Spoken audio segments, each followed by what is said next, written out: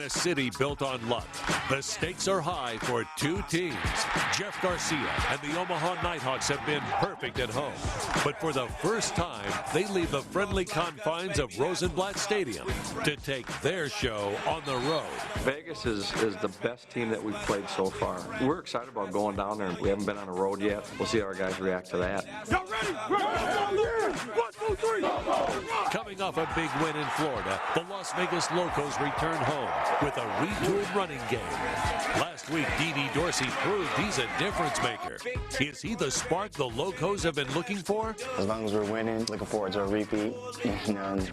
I mean, those are my goals.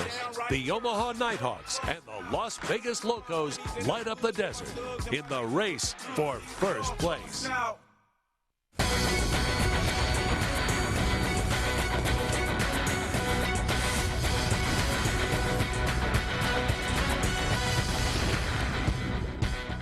A perfect evening in Las Vegas and a perfect setting not far from the Strip at Sam Boyd Stadium. They're rolling the dice. It's all on the line for first place in the UFL. The Omaha Nighthawks on the road for the first time, the only unbeaten team in the league, taking on the reigning champs, the Locomotives. Hello, everyone. Welcome to the UFL on HDNet. Kenny Rice and Paul McGuire, glad that you're with us. Paul, with only 8 games in the season, we're nearing the halfway point, so every game is big. And like we say, 3 games in, first place on the line. Yeah, it is. And when you take a look at Omaha, brand new football team, these guys have never really been together.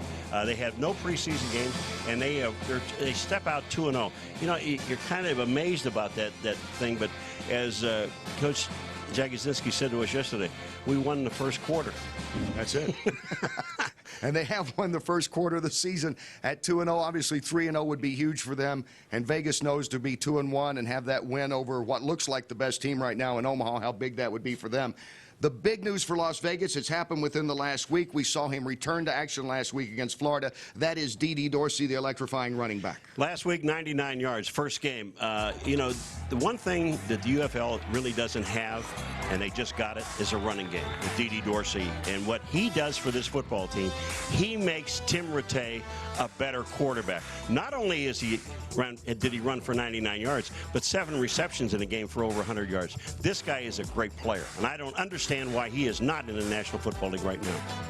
Jeff Garcia did it again last week against Sacramento, leading a late rally, overcoming a deficit to get a victory.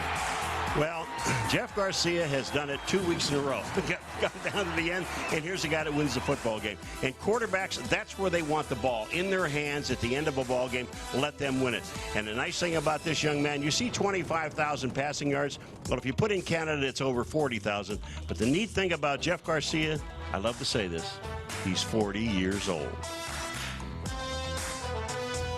And Garcia gets ready to bring his team on the road for the first time. Captain's meeting, getting ready for the coin toss. On the sideline with us, as always, Paul Crane and Ron Kruk. Let's check in with Ron. Thanks very much, Kenny. With Omaha head coach Jeff Jagosinski, and coach, your defense last week had to deal with quarterback Dante Culpepper. This week, it's running back D.D. Dorsey, who just rejoined this Vegas team. How do you slow this guy down? Well, what you do is you put an extra guy down in the box. You drop a safety down, play single high. So we have an 8-man front. That's the best way to take care of that. Coach, after 2 sellouts in Omaha, you leave the Nighthawk faithful back in Nebraska, and you come out for your first test on the road. How did you prepare these guys for their first road game? Well, we have a lot of guys that have played in the NFL and played a lot of pro football, and this was a business trip for us. We just came out here, and we're going to try to get our 3rd win. Okay, Coach, thank you so much. Of course, guys, we'll hear from Coach Jags and the players live throughout the game. Now let's go over to the Las Vegas sideline where Paul Crane is standing by. Paul? Thank you very much, Ron. I'm here with Coach Fossil. And, Coach, we've talked about the importance of this game with your team 1-1, the Nighthawks 2-0. What's the last thing you said to your team before coming out? I told them it looks like they're ready to play. They're excited right now, and I said, we just got to do the things that smart football teams that win games do, and that's win the turnover battle, protect the quarterback, and play good special teams. So in the early part of this game, what's the most important thing you need to see from your guys? Well, I think we established the run on offense, and you know, in the passing game, get into some rhythm and try to get to the quarterback and sack him and harass him and all that. All right, good luck. Thank you. Thank you. See you throughout the game. Kenny? Thank you, Paul. You probably notice all of us wearing some pink tonight. in honor of Breast Cancer Awareness Month and the United Football League recognizing that. You'll see some pink on the players, and certainly we encourage everyone to contribute to that wonderful cause of breast cancer awareness and making people aware of that. It's you know, I loved when you saw this last week with the National Football League, what they did, all the players, and you know, it's nice to see the support. It really is. Las Vegas wins the coin toss. They have elected to receive. And let me just remind everybody of one thing on a receiving team. You cannot form a wall to block. You can't have more than 2 men in a wall. So it enables the defense to really get downfield. Jeff Wolford, who kicked a 46-yard field goal last week, will kick it off. And Michael Ray Garvin stands back to receive. Garvin, cornerback, one of the top return men in the United Football League.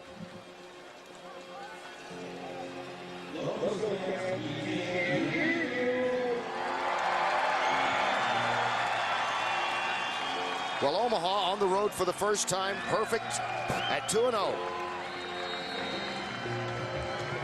As Wolford tees it up and we get ready to get underway here in Las Vegas.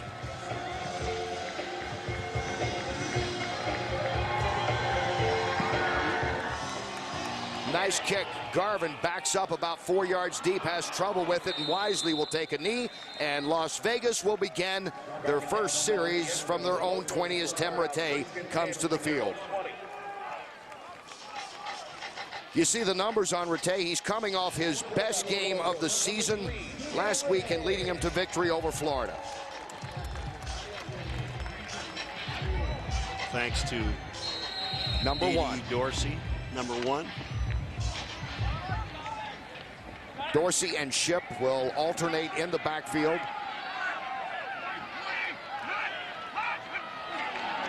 Trouble with the exchange, falling on it, wrapping it up. And a flag on the play was Tim Rattay.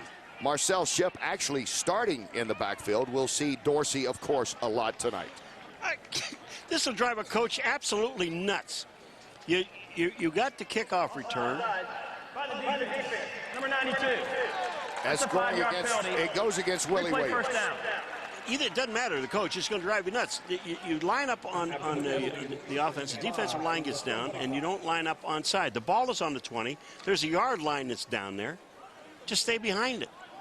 Well, penalties, 99 yards worth of them last week for Omaha. They've already picked up one now. It's 1st and 5 at the 25, and Ship will get the carry and not find any room as he tries to go on the left side, and Dusty Dvorak, as usual, fills up a lot of space there.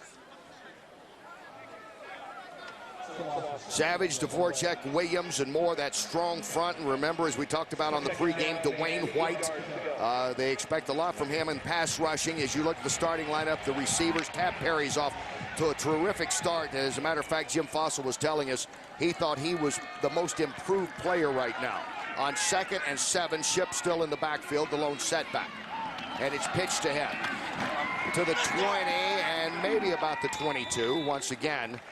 Not much room there. That's Eric Green, who is starting in place of the sick Ricardo Coakley. He has a staph infection, so Coakley out tonight. Green is starting. There you see that front. Savage and Moore, really special last week, knocking down passes and putting all kinds of pressure on Culpepper. Greisen still leads the team in tackles, along with Cato June, who's coming off a big game. And you see the starters, Fagans and Green, the cornerbacks in there. Here it is, 3rd and 8. Dorsey in for the first time in the backfield.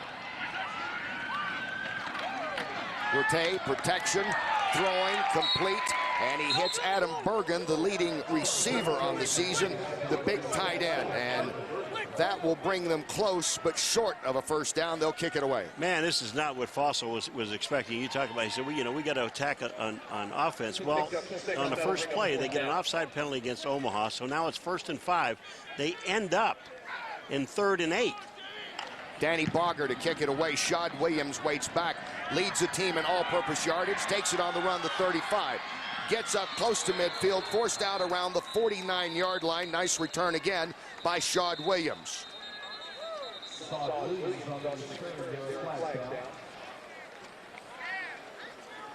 And another flag, second one of the night.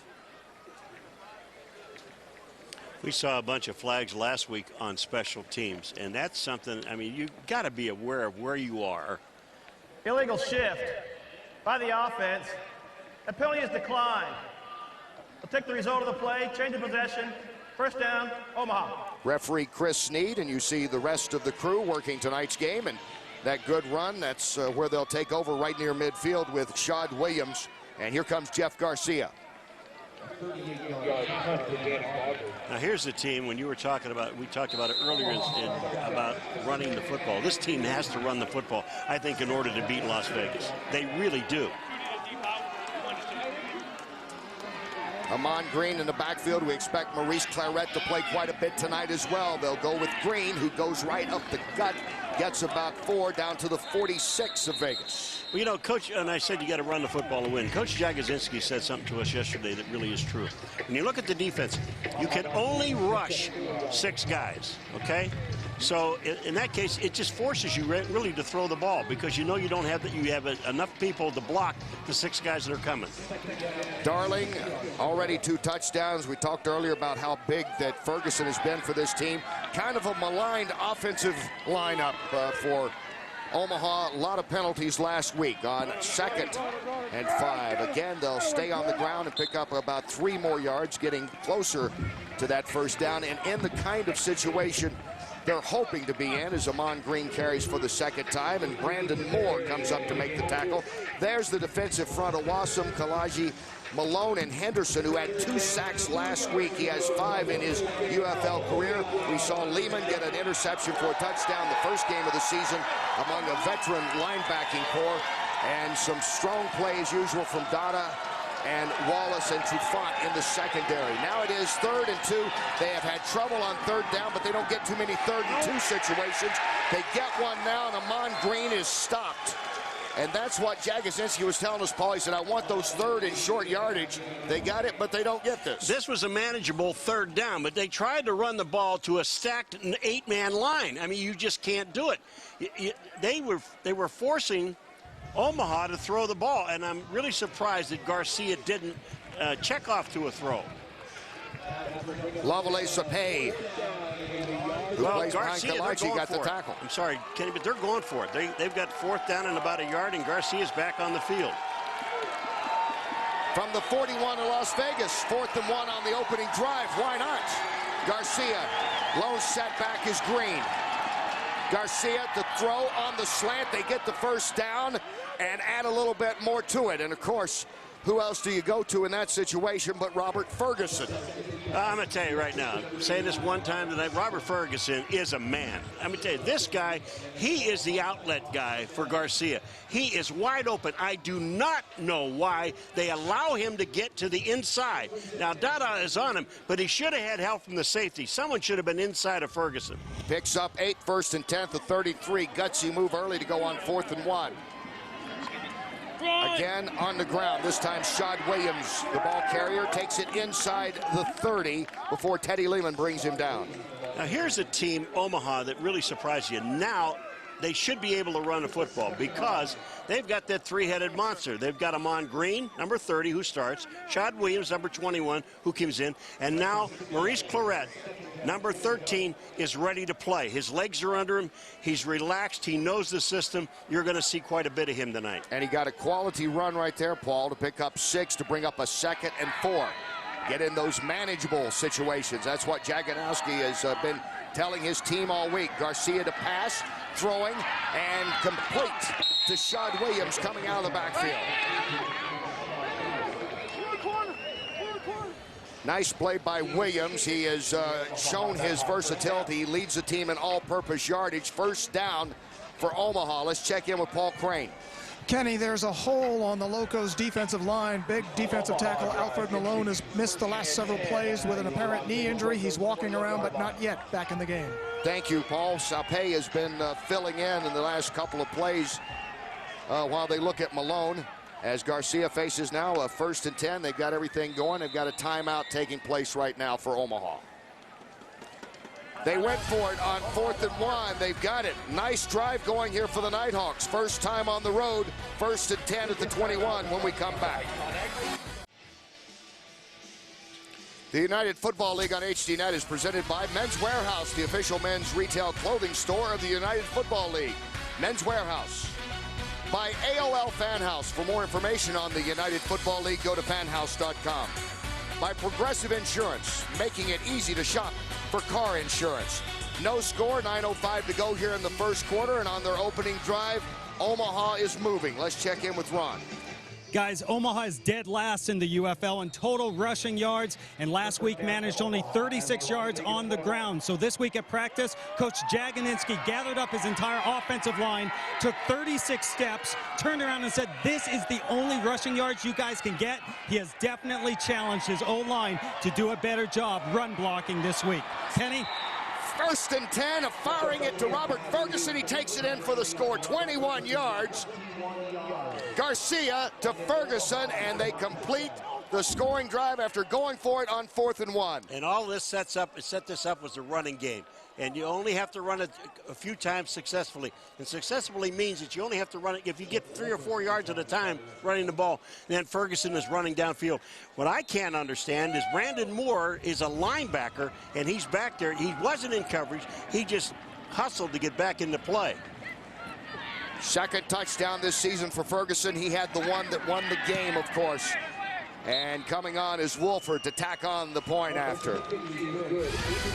Impressive drive for Omaha. They went for it on 4th and 1 to keep it going. And Jeff Garcia, Robert Ferguson, old times for them, 7-0 Nighthawks.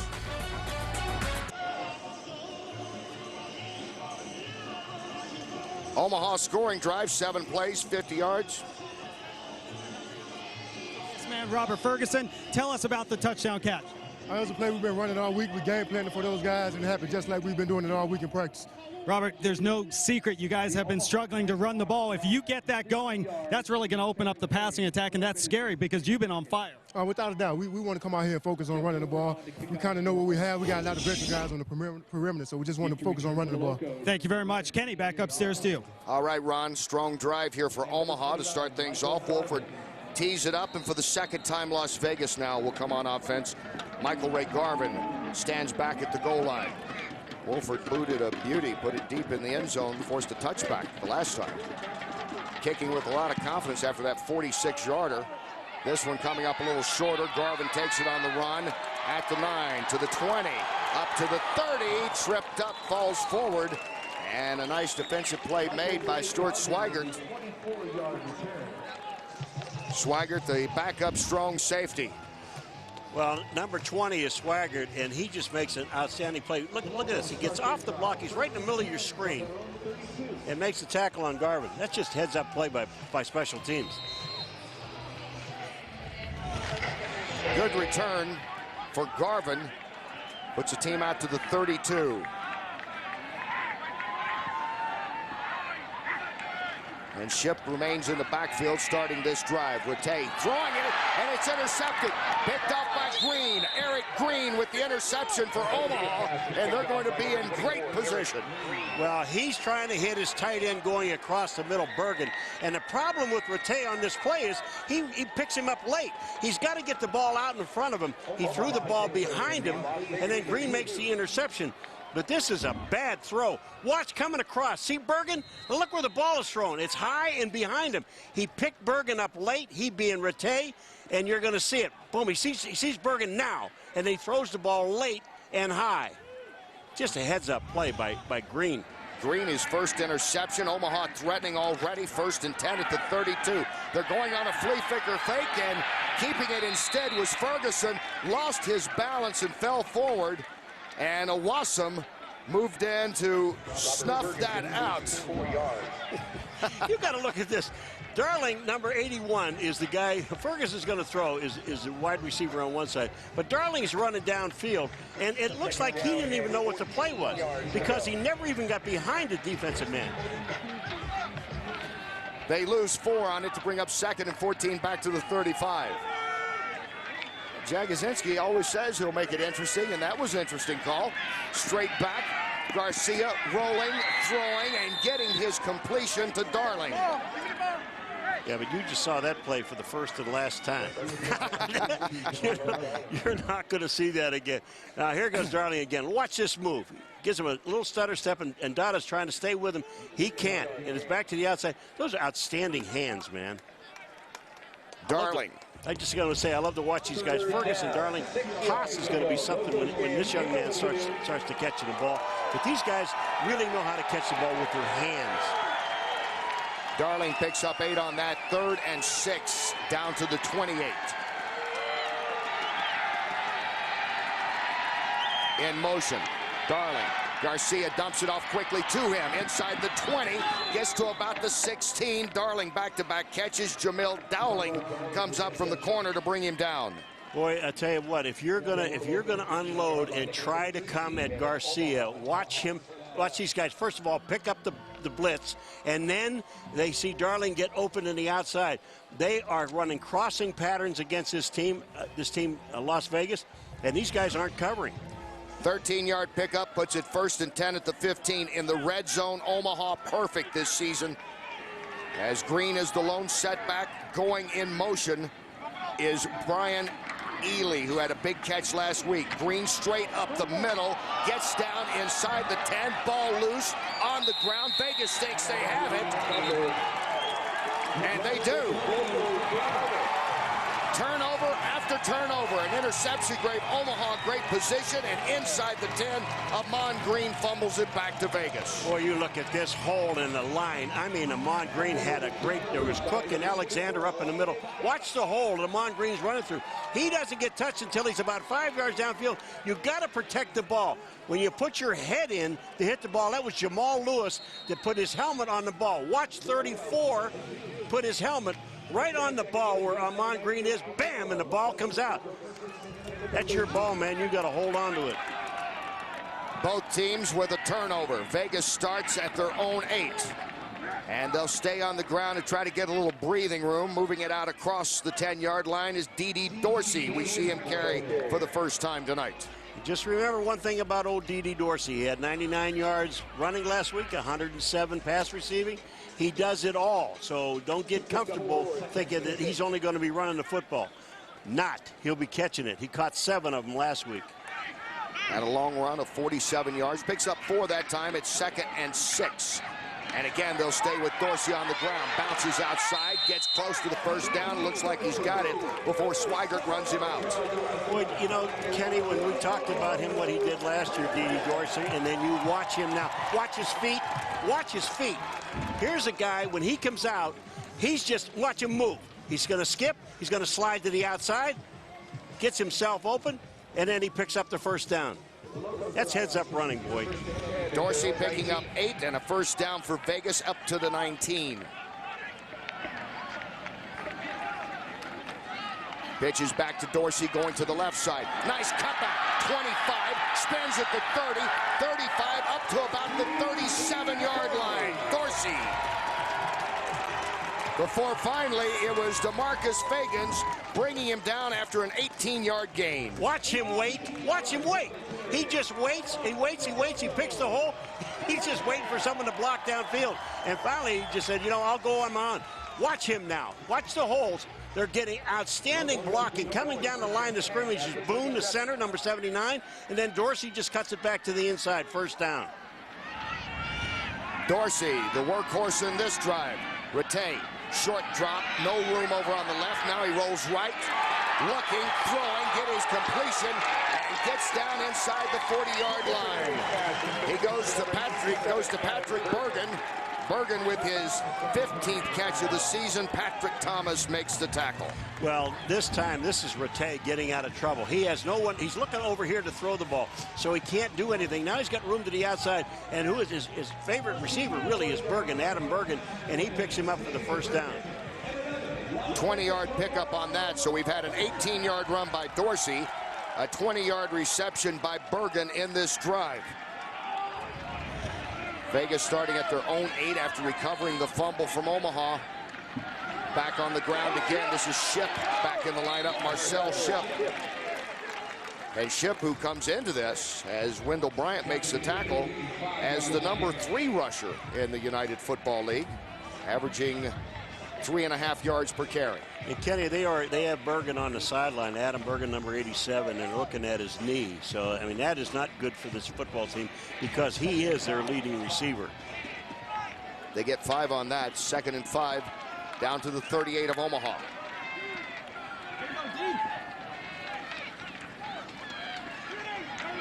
From the eye, it's Ship again. Hit and spins, and Jay Moore brings him down after maybe a couple of yards.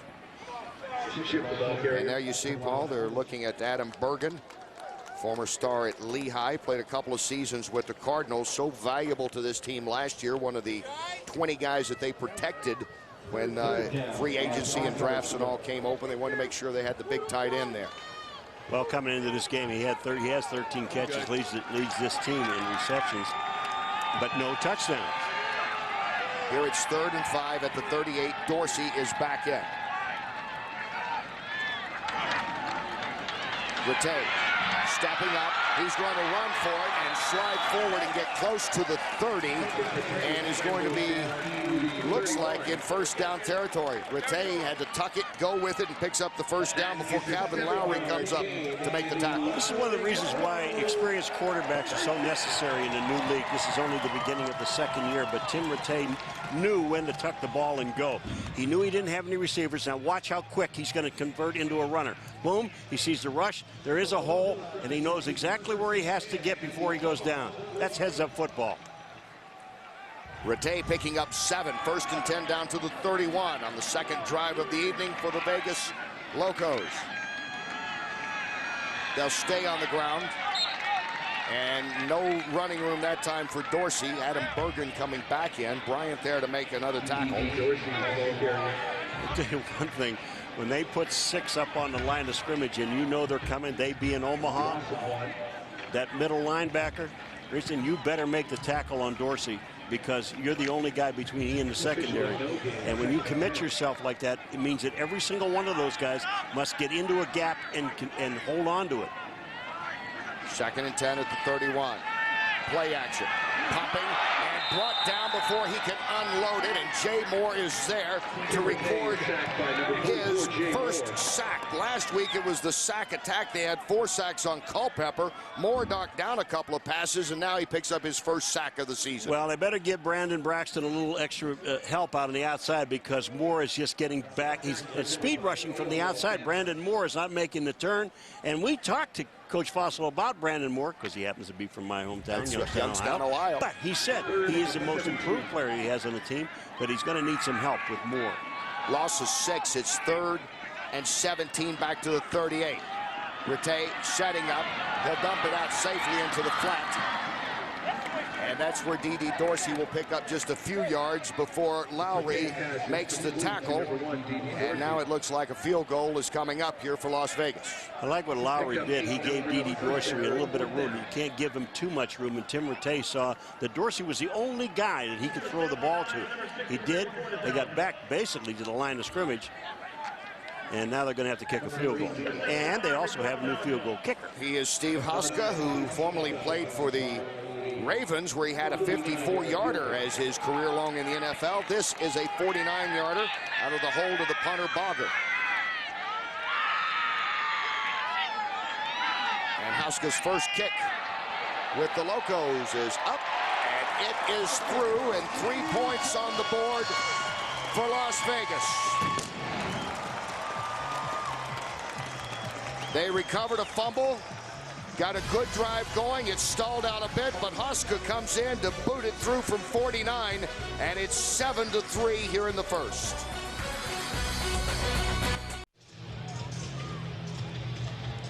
The 11-play, 61-yard drive resulting in a Huska 49-yard field goal.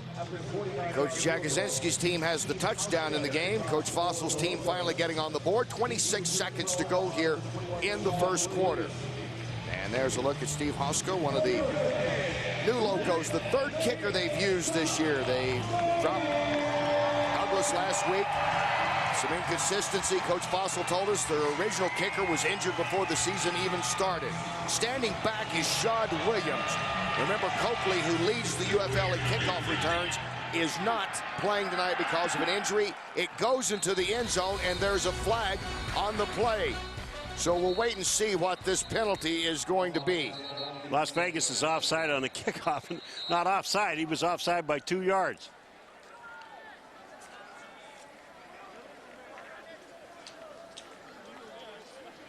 Offsides by the kicking team, number 18. That's a 5-yard penalty. Free kick. That's on Brian Hernandez, backup receiver, and oft-times kickoff and punt returner as well for Las Vegas. Bottom left, take a look at it. You think the guy's offside? He wanted to get a running start. Well, he is one of the fastest men on the team. Well, that's why. That's why. It's a running start. A running start. Jeff, did he have to Okay, I count to 3. 1, 2, 3. Everybody. There you look at Hernandez, who was returning from last year, one of that deep core of receivers they protected to bring back. 50 years ago, I was on the kickoff team, and when a guy did that, I tell you, you want to punch his lights out, because you got to figure these guys they just ran 70 yards downfield, and there's a flag on the play. Now they got to come back and do it all over again. They move it back to the 25.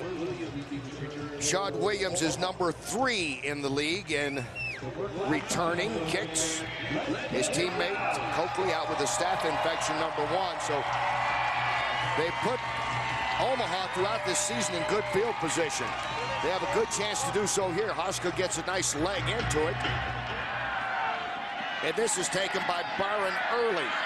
And Early makes a nice spinning move and picks up some decent yards. He of the big catch last week. Jamil Dowling moves in to make the tackle. 19 seconds to go here in the first quarter. Nighthawks will be on the attack.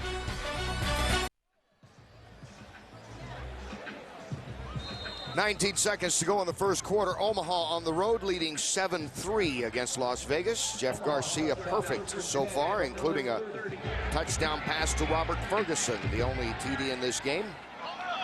And for Garcia, that is his 6th touchdown of the season, moving him into a tie for first in the league.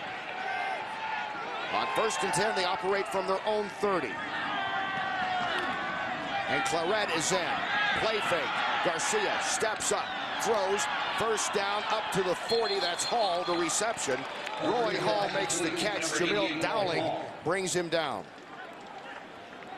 I'll tell you what, you talk about awareness. Watch Garcia, watch number 7. He's going to step up. He sees the rush, and look at his passes thrown. Only where the receiver can catch it, and that's to the outside. That's Roy Hall. Man, is that a good throw. And a penalty. For Hall, that's his 4th reception of the season. Let's see about the flag.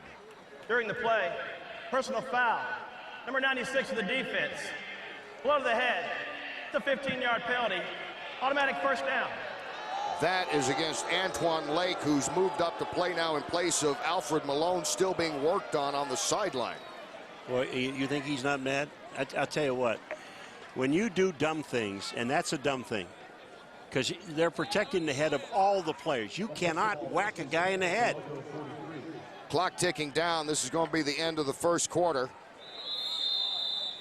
And Omaha, because of that 15-yard penalty, will have good field position when we come back for the start of the second quarter. The Nighthawks and Jeff Garcia, perfect 5 for 5 so far, including a touchdown pass to Robert Ferguson. That's been the touchdown scoring in the game, a field goal for Las Vegas. And after 7-3, Nighthawks leading. You're watching the UFL on HDNet.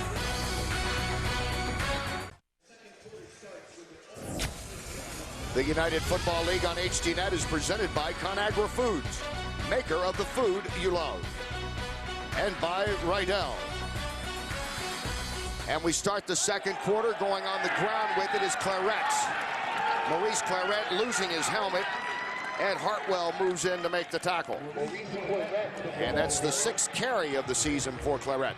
Maurice Claret, there's just no blocking. He had no place to go, and they just did a great job. And Egerton Hartwell, I'm going to tell you something. This guy is a player in the middle linebacker spot. And Hartwell earlier helping out cause he recovered that fumble. You saw the numbers there on Claret, carrying for the first time last week since his Ohio State days. This time Garcia on 2nd and 12 goes to the air. He puts a lot of zip on it, and it goes through the hands of the tight end Christian Hopkins, who was well covered by Moore. And now the linebackers, Paul, we were talking about that. You brought up the great point earlier about the linebackers not being very active. They certainly, maybe they heard you. They picked up the pace at least. They said, because they have outstanding linebackers. I'm talking about Las Vegas with Liman and Hartwell and Moore. These guys are really good. 3rd and 12. Ball at the 45 of Las Vegas. Omaha 1 for 2 on the night on 3rd down conversions. Garcia under pressure, flag thrown, and he throws it away. Hall somewhere in there, the intended receiver. But the pressure was on Garcia from the snap. I think it's too many guys rushing the passer, to be honest with you. They just sent a whole bunch of people. And again, you can only bring 6.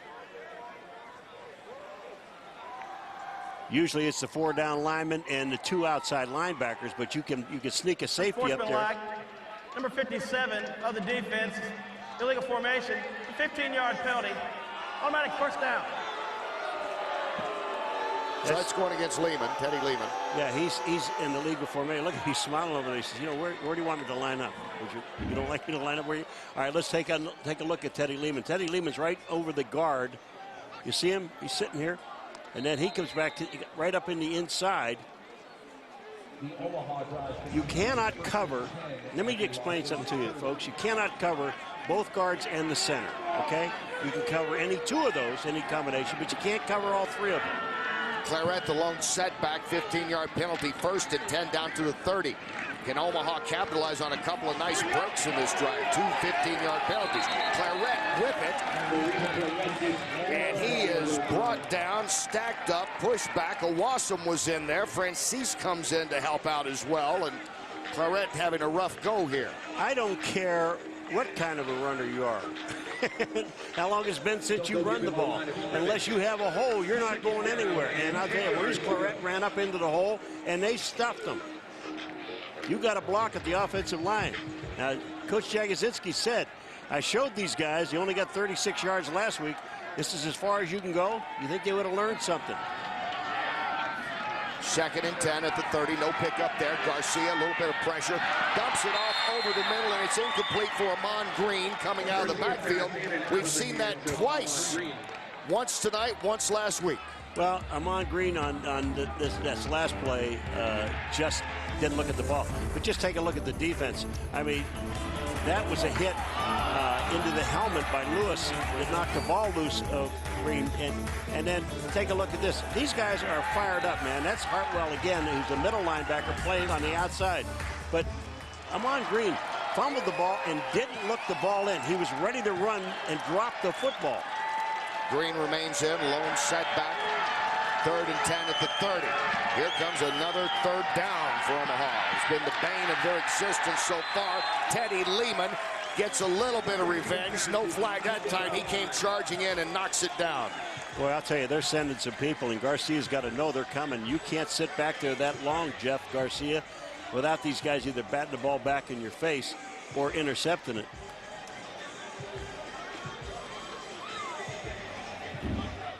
Lehman is number 57. He just delays. He comes up the middle. Now watch this. Up, hands in the air. If I can't get to you and I can't hit you, I'll knock the ball down. Jeff Wolford, a 46-yarder last year, trying to better that now. This is a 48-yard attempt. And it's up. And it's good. Just getting it inside the upright. Nice leg from Jeff Wolford, his 4th field goal of the season. 3 more. Omaha leads it 10-3. 13-13 to go here in the first half. Kenny Rice, Paul McGuire, Paul Crane, and Ron Kruk on the sideline as you look at Didi Dorsey, number 1 right now with number one with a bullet, as they would say in the old days of spinning the records, Paul McGuire, and 28 yards rushing already tonight. Yeah, he has more yards rushing than all 3 running backs combined of Omaha, Green, Williams, and Claret. Wolford, who just had a personal best with a 49-yarder, kicks off to Michael Ray Garvin.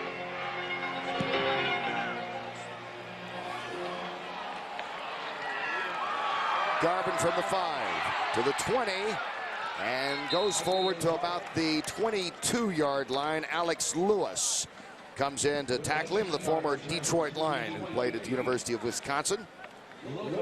And now here come the Locos. Paul Crane tells us on the sideline, Adam Bergen, we saw him working on him earlier. Their valuable tight end is sitting out now, probably will not be back here in the first half. We'll keep an eye on that. D.D. Dorsey is back in. Dorsey already, 4 carries, 28 yards. There's a look at Bergen, who's already had a couple of big catches tonight. 1st and 10, they start at the 23 this series. Rattay dumps it off quickly, and he'll go to the man that is so dangerous when he gets it in Dorsey. And finally, Corey Ivy comes in to bring him down, and he makes it look so effortlessly, doesn't he? A late flag in on the play. Well, look at this. This is a screen pass to the outside. What I do like is look at the offensive linemen. They're all looking downfield. They're all trying to get a piece of somebody. I mean, they all don't get a block, but Oakley, the right guard, gets After a good the play, block. personal foul by the defense, number 42, blow to the head. The 15-yard penalty, automatic first down. Is there something about a blow to the head that I'm missing here, that these guys don't understand it? That's against Clinton Hart. Clinton Hart, 15-yarder. He's backup played. safety. He's number 42.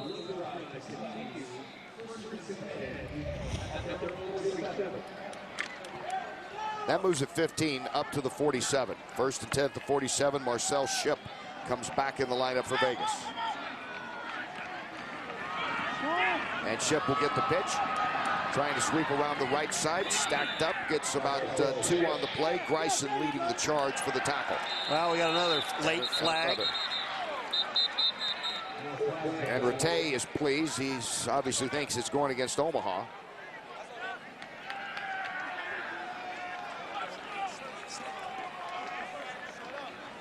After the play, personal foul, late hit by the defense, number 92, stepping on a player. That's Willie Williams. Penalty. It's the play. First down. You know what's sickening about this? The play is over, Willie Williams. The play is over. The man is on the ground, and then you step on him. Number 92 is Williams. This play is all over with.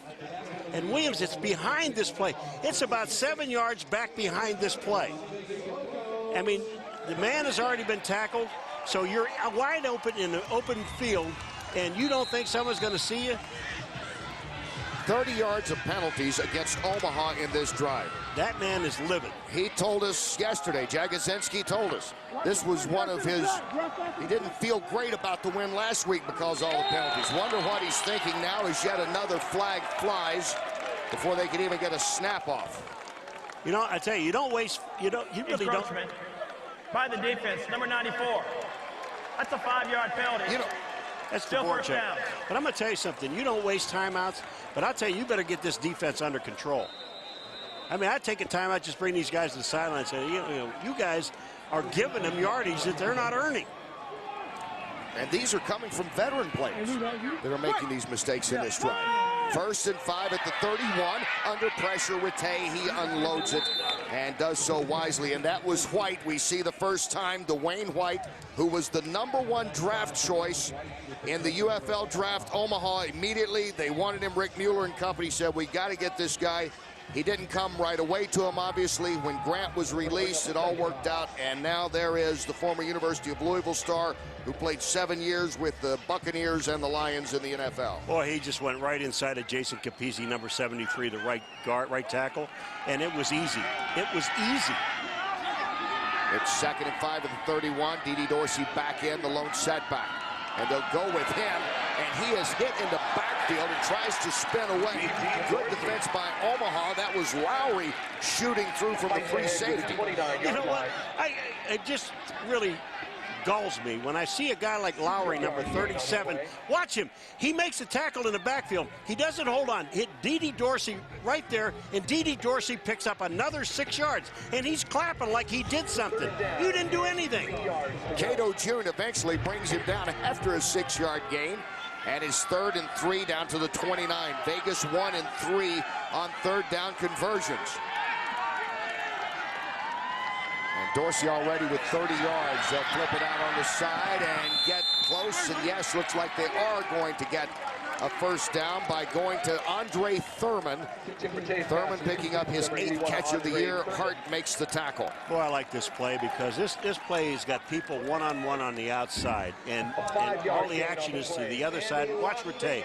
Quick pump back to the outside. Thurman's there. And by the time the safety gets to him, that's Clinton Hart, number 42, they already have the 1st down. Picks up 5, gets the 1st down. 1st and 10 at the 24 of Omaha. Dorsey, lone setback. Rattay flips it over the middle. Dorsey, 20. Still running east-west. And finds the going tough, and the helmet flies off Dorsey. Cato June coming up to make the hit. And you see him saying a few things to Dorsey and a little pat on the head there. Some nice sportsmanship after all these personal fouls we've seen. Well, watch Cato June. He's going to just dislodge his helmet. When he hits him, here's Dorsey. He's going to cut back in and bam, right there. Cato June hit him with a forearm in the head and knocked his helmet off. Look at Dorsey smiling at him. They're good friends. They're talking.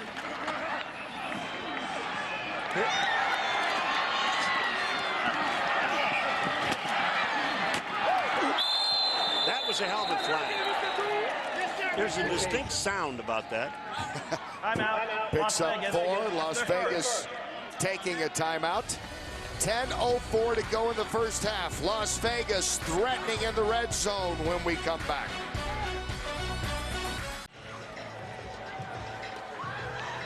Back here in Las Vegas, home team on a drive. They're in the red zone, trailing 10-3. We just saw Cato June in action, making a tackle on Dede Dorsey, and Dorsey's helmet going flying off here. And Cato June, of course, the Super Bowl linebacker with the Colts, played also with the Bucks and Bears, and picked up a sack last week. Pro Bowl selection that year, former Michigan star. He had a good season. Life was all good back then for Indianapolis. That's good for him right now. He's playing very well. He has been a welcome addition to this linebacking core. It is 2nd and 6, ball at the 20. Rattay throwing, has his man wide open in Reister, who takes it inside the 10 before Ivy is able to bring him down. George Reister, the backup tight end, playing while Adam Bergen is still trying to heal up a bit on the sideline. Well, Bergen, if Bergen was in, then he would have been the guy we're throwing to. But just take a look at it. He's looking at Reister, number 84. He sits down at about the 15-yard line. Look at how wide open the tight end is. Picks up the 1st down. That's just easy. That's so easy. On defense this year, Omaha has not stopped anyone from scoring in the red zone. Ship comes back in, goes right side, spins around. Gary Stills, the former locomotive, is there to bring him down. Talk about red zone offense. Las Vegas is 80%. They've been in the red zone 10 times this year, 4 field goals and 4 touchdowns. But everybody that gets in on Omaha has been scoring this year. All right, and here they go with Ship trying to score. But the most important part about this, neither one of these teams have a rushing touchdown. Dorsey back in. Rattay looks, throws out in the flat, has his man. Hart moves up quickly to make the tackle after the completion to Sherrod. Desmond Sherrod, the backup at times fullback, as well as one of the backup tight ends on this team out of Mississippi. Played on the Super Bowl championship team of the Steelers. And Sherrod goes out, and Sammy Parker, number 85, goes in. Again, this team has not scored a rushing touchdown this year, and neither has Omaha. It's been a good drive so far for Vegas. Dorsey is in. He's out wide to the right as a receiver on 3rd and 5. Pressure is on Rattay. Willie Williams is there, making up some for that penalty against him earlier.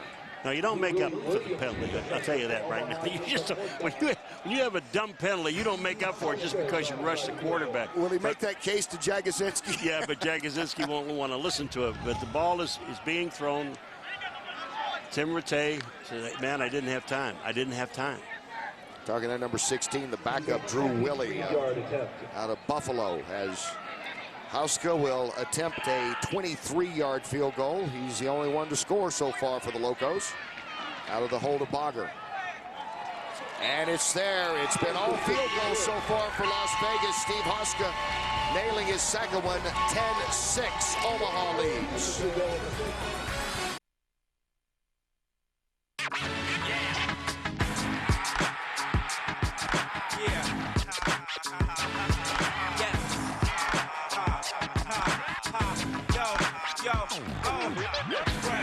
Dressed like $1 million. No one floss like us, baby, that's what's up. We fresh, dressed like $1 million. No one floss like us, baby, that's what's up. We fresh, dressed like $1 million. No one floss like us, baby, that's what's up. And back in Vegas, it's 10-6 Omaha after the second field goal by Steve Hauska tonight for the home team Locomotives. Vegas 11 plays, 72 yards, eating up 5:07 of clock before that 23-yard field goal. And now Hauska will kick off, and Williams is standing back deep. Coming out of the end zone. Bold move, not a wise one this time. Sean Williams has made some great decisions back there all season. That would not qualify as one. Well, and there's another thing, too, Kenny. I don't know why you would bring it out of the end zone when it's kicked that far back in. I mean, it's only like 4 yards. But the problem is, as I mentioned before, that you don't have a wedge. You don't have 4 guys in a wedge. You're not allowed to. So once they clear the first 5 guys up front, now these guys are basically running free at the runner. I mean, it just, to me, hey, take it at the 20. Trey Young was in there to make that tackle. 1st and 10. They'll start at their own 14. Jeff Garcia and company this time. Amon Green gets it, and once again has very little, if any, room in there. Sapé makes the tackle. I mean, they haven't blocked this defensive line yet. It is just very difficult for this team. And, you know, we talked to Jagosinski about, you know, you throw the ball an awful lot in this league. He said one of the things is, well, we don't have really the quality offensive linemen like they have in the National Football League, because teams don't give them up. They're so hard to find. You don't get the great quality linemen in the UFL. They'll try to see if they can get something on the right side, and fights for maybe a couple of yards is Green. And, you know, once again, Paul, as Jagosinski was telling us, Owasso making that tackle, as you look at Amon Green there, he was telling us yesterday, in the NFL, he's looking at the stats. Basically, you're looking for a 3rd and 4 situation. Third down and 4. It's about a 50-50 chance that you're going to get that in the NFL based on the stats. So he said that's what he's looking at to get short yardage. But here it comes up now, a 3rd and 13. The worst possible scenario for him. Yeah, and you know, it just isn't working. And you're looking at that scoreboard. It's 3rd and 7, and they're giving you 3rd and 13 on the scoreboard. Don't look at that anymore. 3rd and 7. You're not allowed to look at the scoreboard. I've got too many stats. They're 1 for 3 on 3rd and 7. Garcia shakes, moves, and will go out of bounds just shy of the 20, and that will be 4th down. Kenny, and this is what happens when you don't have a running game, because they don't care. I mean, they're playing man up on downfield, and Ferguson doesn't have time, because what he's doing, first of all, the man he really wants to look for, they're actually 2 guys. It's Garcia, excuse me, not Ferguson. He's looking for Ferguson or Darling, those 2 guys. And if he only has time to look at one person, he's got to run for his life. Brantley, averaging just under 40 yards a punt, will kick this away. And Brian Hernandez steps back deep. It's short on the bounce. Hernandez has trouble fielding it. Now gets it, gets some running going. And will go down right about the 35-yard line. Patrick Thomas leads the way after that 48-yard punt and about a yard on the return. 10-6.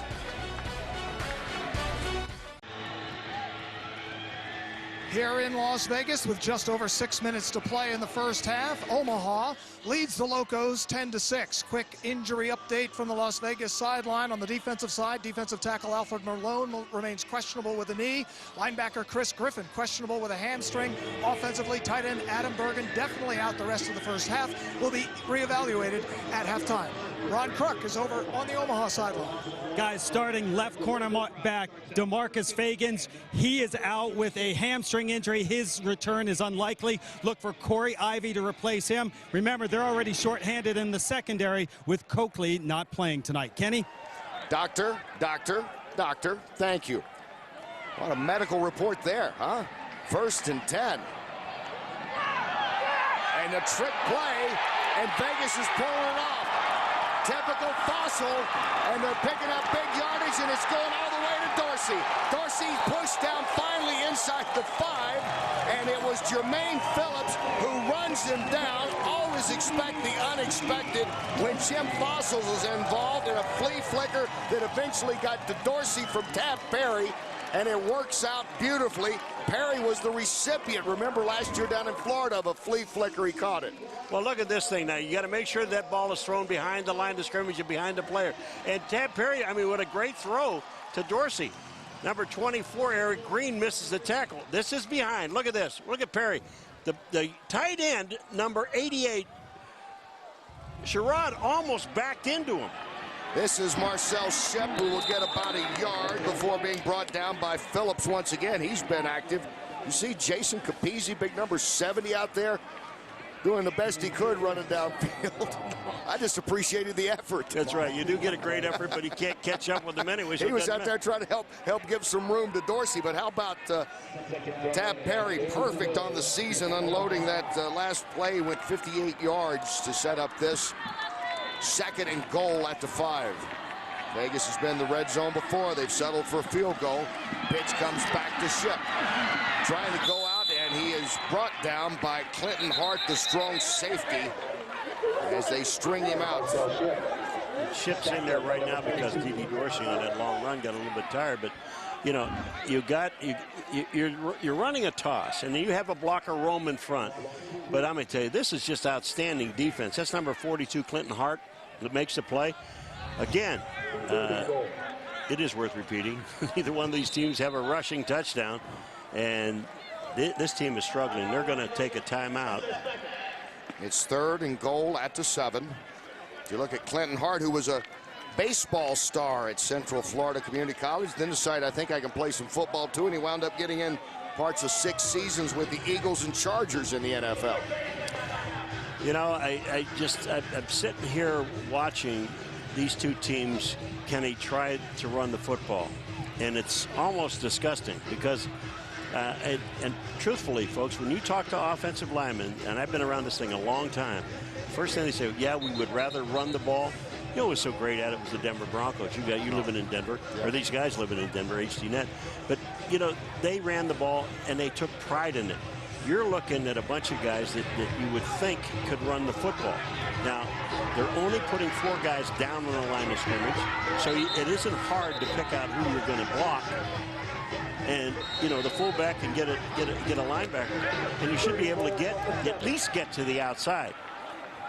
Dorsey comes in the backfield. Sammy Parker also in wide left. 3rd and goal at the 7. Rattay back, looking, protection, throwing in the corner, stretching, pulling it in, but not staying in bounds was Reister. Great effort, but he could not drag the feet. This was a great catch. It was. Unfortunately, he's out of bounds. But Tim Rattay, look where he puts this ball. Another yard. He can't get either. Actually, didn't get either foot down. And then hold it. Now, see, both feet are up, and he got his left foot down, but he couldn't get the right foot down. Hart and Green were back there. Huska once again, this one a 25-yarder. He's perfect on the evening. That's a good acquisition, wasn't it? Steve Huska comes in, and he's 3 for 3 on field goals. And with 4:14 to go here in the first half, Jim Fossil's wondering if his team can ever get in the end zone. And a few things to say about that. Well, I'll tell you what he's yelling at. He's yelling at his offensive linemen, and rightfully so. Both of these coaches are just pulling their hair out, really, trying to figure out how are we going to run the ball. You take a look at Omaha. You got Amon Green, Chad Williams, Maurice Claret. Okay, those three guys can run the ball. You got Ship and Dorsey. Dorsey, to me, he is the best running back in the league. There's no question about that. And they can't run the football. Omaha 19 yards rushing total tonight. Dorsey, out of the 38 yards, has 30 of the 38 yards for Las Vegas. That last play, 5 yards, 55 yards, eating up a minute 46 of time before that field goal by Hauska, who will now tee it up. And Shad Williams took one in the end zone and had a short return the last time. Ricardo Coakley, a staph infection, the leading kick returner in the league, out tonight of the lineup and also out of the secondary for Omaha. And Williams, who leads the team in all-purpose yards, will back up and take it in the end zone, and this time he will take a knee, and they'll start at the 20. And I tell you, Hauska's doing a nice job tonight, isn't he, on his kickoffs and kicking the field goals as well. Let's check in now with the new passing star of Las Vegas. I think you're with Paul Crane. That I am, with Tab Perry, who threw that nice pass to Didi Dorsey. Tab, how'd that play unfold? And from your angle, how'd it look? You know, it looked good. We caught a double pass. The ball got tipped a little bit. Peeked over there, saw the corners, they bit on the screen, threw it up to Didi, and he did the rest. How far do you think you threw that ball? Oh, I only threw it about 15 yards. I mean, it wasn't a very far throw at all. I mean, if they wanted me to, though, I could throw it about 60. All right, nice job, Kenny. Thanks, Paul. Is there any receiver who doesn't think he can throw it 60 yards? First and 10 at the 20. Garcia, play action, rolling the other way. Unloading deep down the sideline and overshooting his man. It was intended for Ferguson, but not that time. Boy, I'll tell you one thing. Garcia is a little upset with himself, or the fact that Ferguson kind of slowed down. Ferguson, he sees him going. Look at this. That was outstanding coverage, though. You know, Ferguson did not beat the corner. Isaiah Trufant right with him. And now Garcia, we saw this last week as well. He's incomplete on his last 4. They'll go to the ground, and Amon Green will try to squirm and wiggle and pick up about 3 yards up the middle. It really is frustrating for not only the coach, but also for the quarterback. Because the quarterback, if he can't get any kind of running game, you can do all the play action you want. It doesn't freeze anybody, because they know you're not going to hand the ball out to anybody, because they can't open up any holes. So he's better off just taking the ball and dropping back, or get into a shotgun situation. Omaha is 9 for 29 on third down conversions on the season, 1 for 4 in tonight's game. 3rd and 6 at the 24. Garcia steps back, throws it, intercepted, and it's Green all the way for Trufant. Nobody in his way. Isaiah Trufant takes it in, and Vegas takes the lead.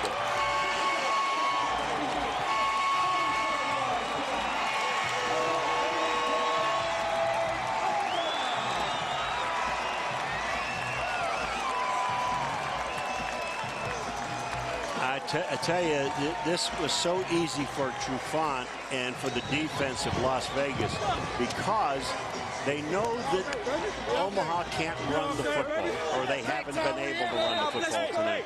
So all these guys are doing is sitting back in zones, reading the quarterback's eyes, and Garcia threw it right to Trufant.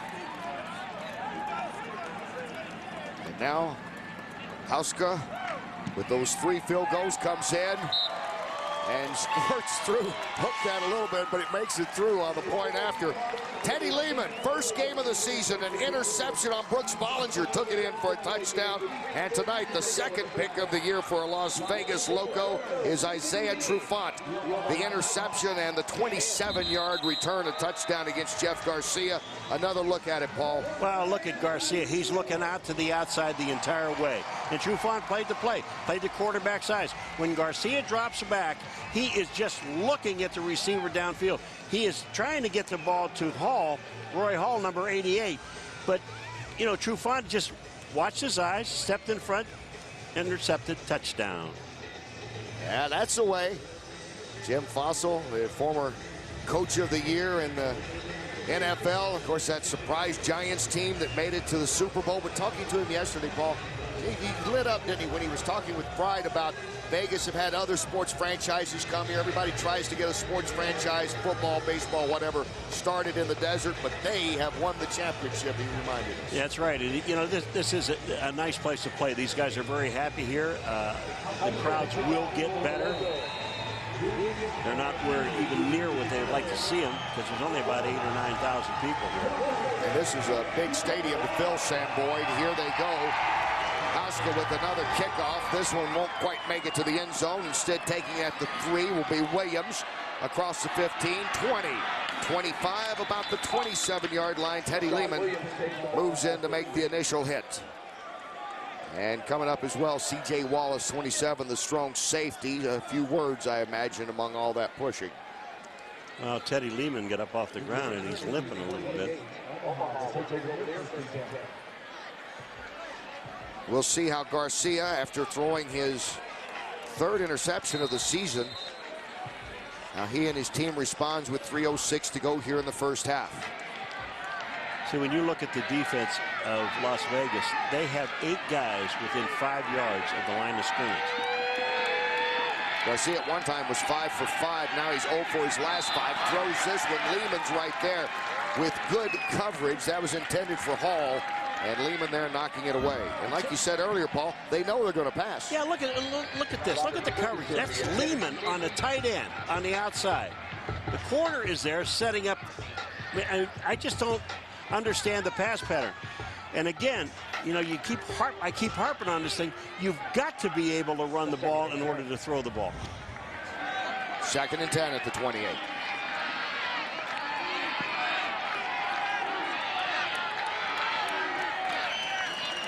Garcia back. Crossing pattern is almost incomplete, but Claret comes in to save the day. Lehman was in on the coverage, and a completion the hard way. That was like a pool shot. I'll tell you what, you know what would slow a little bit of this down would be a screen. But just take a look at here. The ball is going across the middle. And that was off Haas. Yeah, it was off a Haas, but Claret did catch the ball and pick up 2 yards on the play. But this, I mean, this is a little bit ridiculous. You've got to slow these guys down a little bit. You got to get these guys to commit themselves. All the linebackers and the safeties are just dropping off. They're playing man-to-man on the outside, and you have no place to throw the ball. 3rd and 7. Garcia finds it over the middle and gets a needed first down up to the 42. And he was going to the man you count on in these situations, Mike Haas, who caught a 42-yarder last week. Trufant in on the coverage. This is his 3rd catch of the season. And the 2-minute warning now here in the first half. Finally, they convert on 3rd down. Garcia to Haas. Can Omaha keep it going?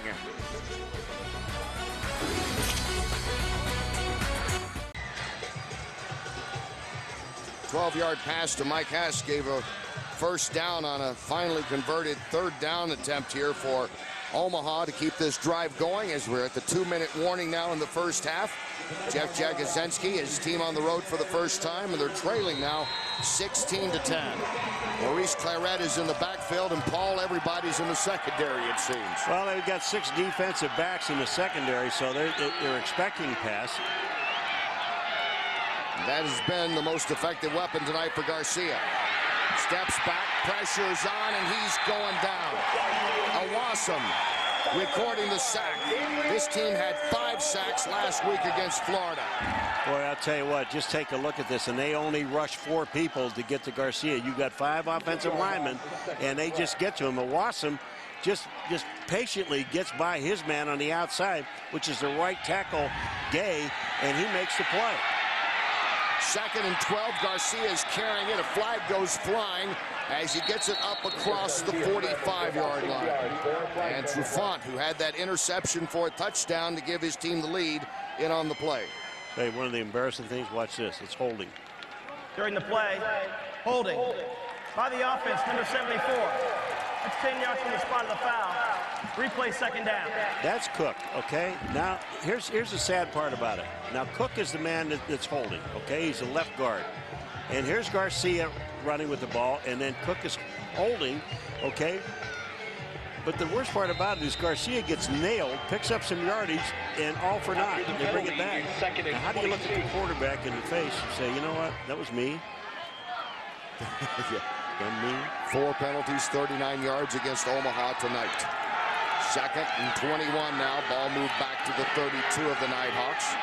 They'll try to see if they can fool anybody on a draw play, and Maurice Claret having trouble with that helmet as it goes off, and he picks up about 4. I'll tell you what's embarrassing for Claret, and he's running, he's trying to find a hole. He's standing right at the line of scrimmage. They handed the ball on a quick draw. When he handed the ball, he looks, watch him. He has no place to go. Look at, all he sees is red. I'm trying to go there. No, I can't go there. I can't go there. I go up in the middle, and I get whacked going up in the middle. I mean, there's just no blocking in the offensive line. 3rd and 18 with the 35. Omaha tonight 2 for 6 on 3rd downs. They converted the last time. Garcia under pressure, flips it out. He may have a chance here. Claret carrying, and he gets it up to about the 45-yard line before Trey Young, strong safety, brings him down. We're waiting all night for these guys to throw a screen pass. I mean, that's one of the shots that you have, because if they're rushing, knowing that you can't run the ball, they're all going to the quarterback. Now you get all 4 guys into the backfield, and watch how this thing opens up. You got a blitz by the linebackers on the outside, and that was Brandon Moore, 56. But you got linemen, you've got to get downfield and hit somebody. P.J. Alexander, number 69, you're down there. You got to, I mean, you're in front of him. Knock somebody down, man. Garcia and Jagosinski on the sidelines on 4th and 8 at the 45. 1 timeout remaining for each team. 4th and 8 at their own 45. You're kicking this ball, aren't you? Oh, yeah, 25 seconds to go. 25 ticks first half. Brantley. Get out of here and try to fix something in your offensive line. Both of them. Hernandez standing back. Tonight we've seen 1 real touchdown drive. The other score was on an interception return by Trufant to give Vegas the lead. He got a good bounce the last time, did Brantley, and he gets a good bounce again. Fortune going his way as this will roll dead at the 45-yard line. He got about another 15 or so yards on the roll on that, a 50-yard punt with 10 seconds to go here in the first half. It's take a knee time. Take a knee, go the dressing room with the lead. Vegas scoring 13 straight points here.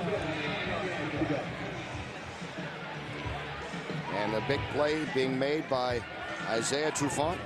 Made big play last year in the championship game. Helped Vegas to the title.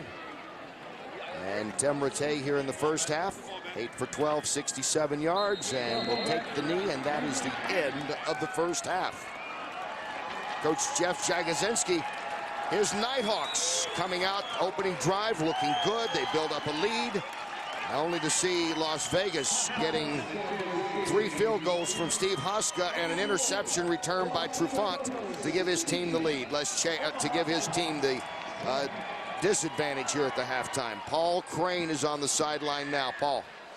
Thank you very much, Kenny. Here with head coach Jim Fossil and coach Isaiah Trufant. The huge play to give you a lead after you came from behind, but a lot of penalties in this game. What are you going to be talking about at halftime? Well, offensively, we got to get back to our run game. We're not running the ball real effectively right now. They're playing good. I mean, their defense is playing good. There's a great play by Trufant. I mean, that guy is, by everybody's saying, too small to play, but he just keeps making great plays for our team. The good news is your new kicker is 3 for 3. The bad news is no offensive touchdowns. What's the biggest change you got to make here in the second half? Well, we get down in there, we got to be able to dig it in. I'll take a different approach, but we need to be able to run the ball down there and be effective. We're not getting any yards on the ground. All right, thank you, Coach. Good luck second half. Thank you. Kenny? Thanks, Paul. Wow, isn't that the story of that first half for both sides? Who's going to get the running game going? Well, and you said whoever runs the ball well will win the game, and right now Las Vegas is running it a little bit better, and they have the lead. But they have the lead because of the defense. The defense getting the touchdown on the board for them. Special teams have played well. Las Vegas 1-1 on the season, taking on the undefeated Omaha Nighthawks. And right now, the Locos have the edge at halftime.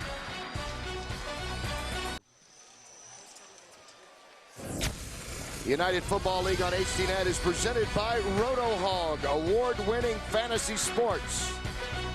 By Cutters, no other glove performs like this. And welcome back to Las Vegas. 16-10, Locos leading it. Let's check in with Ron Kruk. Coach Jags, what adjustments do you have to make at halftime? Well, we need to run the ball better. I mean, we did well right in the beginning of the game. We were running the ball really well. We need to establish that again. How much is that affecting the passing game as well? Well, if you run the ball, you can throw it. All right, thanks, Coach. Kenny, Paul, back upstairs to you. It sounds so simple, doesn't it? But they have not been able to get any kind of running game going. Sean Williams stands back. Steve Hoska kicks off. He had a couple of booming kicks into the end zone in the first half. Puts this one about a yard deep. And Williams will bring it out and come up just shy of the 20. It's Michael Ray Garvin who is the return man for Las Vegas making that tackle. And here are the numbers on Garcia. He started out 5 for 5, red hot, then went 0 for the next 5, 9 for 15, 93 yards, a touchdown to Ferguson, and then that Trufant interception that's been the difference in this game. Now you watch this defense, they're going to be sitting up there waiting and figuring, no, they got to start the running game. So the linebackers are cheating a little bit up towards the line of scrimmage. Not good field position to work with. First and 10 at the 14. This is Amon Green, tries to cut back, gets about 3. That's manageable yardage. That is, you know, if you could get another 3 in a running play or 4, now you're into a 3rd and 4, 33 situation. Now you can do anything with your offense. You can either throw it or run it. But these guys got to establish something to get all these linebackers, you know, from dropping back into pass coverage. 2nd and 7 at the 18. Green, the lone setback. Straight ahead, and Eric Henderson, number 50, there to make the tackle. You look at the former Georgia Tech star. And again, they pick up about maybe 2 or 3 more yards there, Paul. So this does bring up a manageable 3rd and 4. I like what Eric Henderson did on that play. He's a defensive end on the right side. He makes the tackle way back on the left-hand side because he came down the line of scrimmage and kept an eye out for any kind of reverse. But now they're in a manageable 3rd down situation. 3rd and 4 at the 21. Garcia throws it behind the intended receiver, Ferguson. It was tipped. And getting a hand on that was Eric Henderson. 2 big defensive plays for Henderson. That'll bring up 4th down. You know, Eric Henderson that time, he played the play before, the running play, extremely well. Now he knows it's a pass play when he sees the play action. And he just goes in and has Garcia in his sights, knocks the ball down. Omaha 2 for 9 on 3-point conversions. Brantley, who's gotten a couple of good bounces tonight, good rolls, kicks this high. Settling on it, Hernandez at his 30. Flip to the 35. There's the flag coming in. He gets it up to about the 36. Lewis brings him down. A flag on the play. I told you, if you can see the guy's name, don't hit him. And it looks like our 8th penalty of the night coming up. I mean, the worst part about the play is the penalty is it's right in the middle of the field. Return. Illegal block in the back by the receiving team, number 54. Penalty is 10 yards from the spot of the foul. Be 1st down. Timeout. And that's a veteran player, Chris Griffin, 4 years in the NFL making that penalty. Well, here's the way things have gone for Las Vegas. Field goal, and field goal on their drives. And newest addition, Steve Hauska, making a mark tonight. Also with some nice kickoffs, some deep deep kickoffs that had limited field position here for Omaha tonight. And it's not like they're not picking up yardage. They are picking up yardage, but they can't get the ball in the end zone running it. That penalty spotted at the 20, 1st and 10, where they begin play action with Tay. He's throwing it down deep over the middle, and it's broken up. Nice play by Stuart Swigert, moving over to knock it away from the intended receiver. And that was Tab Perry he was going to. Well, I'll tell you, Swigert does make a tremendous play because he is the safety on the left-hand side of the field, not on the right-hand side. Watch where this ball is thrown, right almost down the middle. See Swigert come in? That is just a great cutoff point and knocking the ball down. 2nd and 10 at the 20.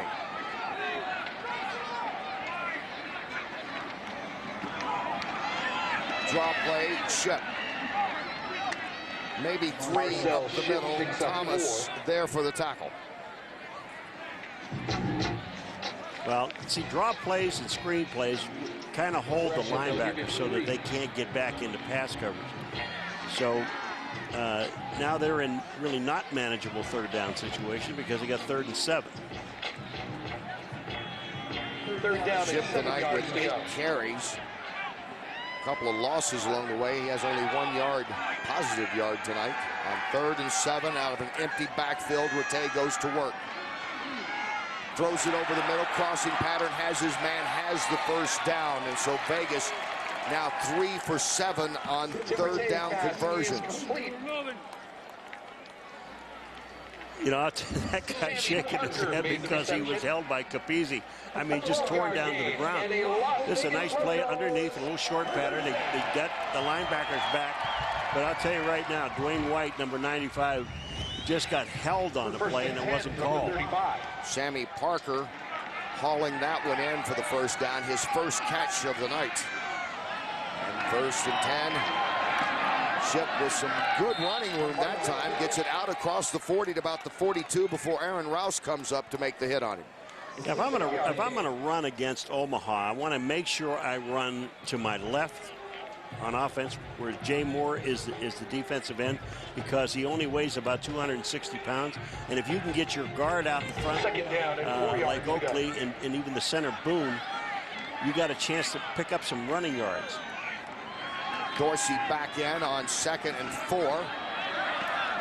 Ship will get it and go over the right side and get a couple more yards. So Marcel Ship getting a lot of work now. Cato June makes the tackle. Didn't I say go left? They went up the middle again. Don't go up there. Don't go in there. Stay away. Warning. Hey, look at the middle. They're even double teaming on basically the nose tackle. But the defensive end defensive tackle, Willie Williams, number 92, coming down the line of scrimmage, makes a play. If you're going to double team, you got to just make sure you get the linebackers and the offside defensive end.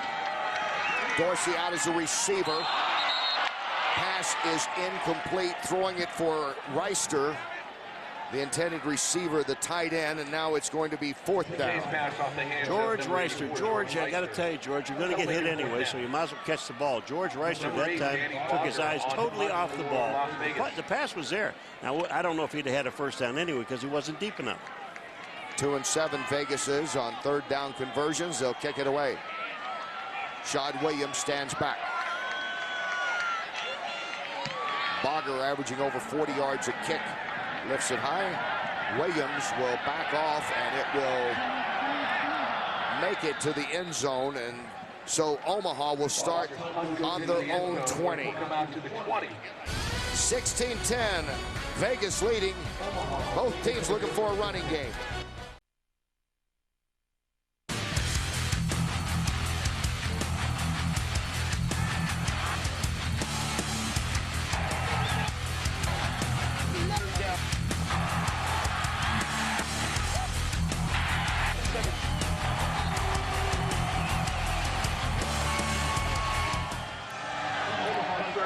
.36 to go in the 3rd quarter as Omaha begins this drive at their own 20, trailing 16-10 to Las Vegas. Amon Green and Rendrick Taylor in the backfield. Coming out throwing is Garcia, and he will go to the fullback in Taylor, who makes his 4th catch of the season. One of those catches this year was for a touchdown in the first game. Wally Dada comes in on the hit. I'd throw it to that big load. He weighs 265 pounds. Look at him coming out. Taylor coming out of the backfield. He's got outstanding hands, and it's going to take more than one guy to bring him down. That was Brandon Moore, number 56, and he said, "What was that?" Say, help me out, Dada. Help me out, anybody. 8 yards on that, 2nd and 2. They'll go on the ground, and Ron Green will pop outside, and he is shot down by Trufant, who's having a terrific defensive game as he slices Green with the tackle, maybe a yard pickup. Look at this, Trufant coming in, Isaiah Trufant, and just goes right at Green's feet, man, and knocks him. See, they had 2nd down and 3. Now they have 2nd down and a little more than 1. Or 3rd down, excuse me, a little more than 1.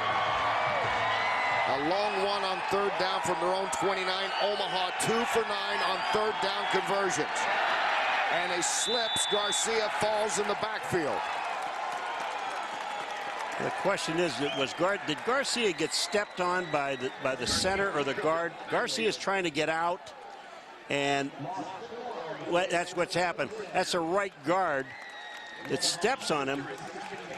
Phillips, he's number 61. He's trying to get out. He gets out a little bit too soon, or Garcia got out of there a little bit too late.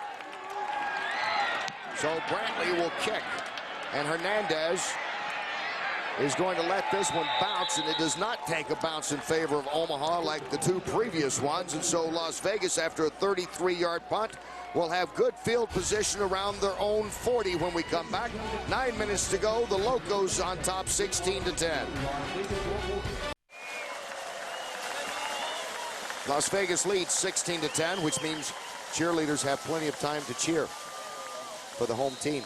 Las Vegas will start at their own 41 after a short punt. Good field position here for Tim Rattay and company.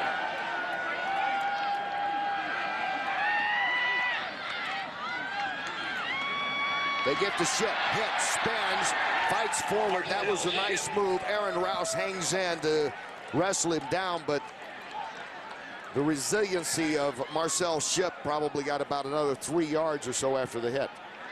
You know the guy we haven't mentioned once tonight?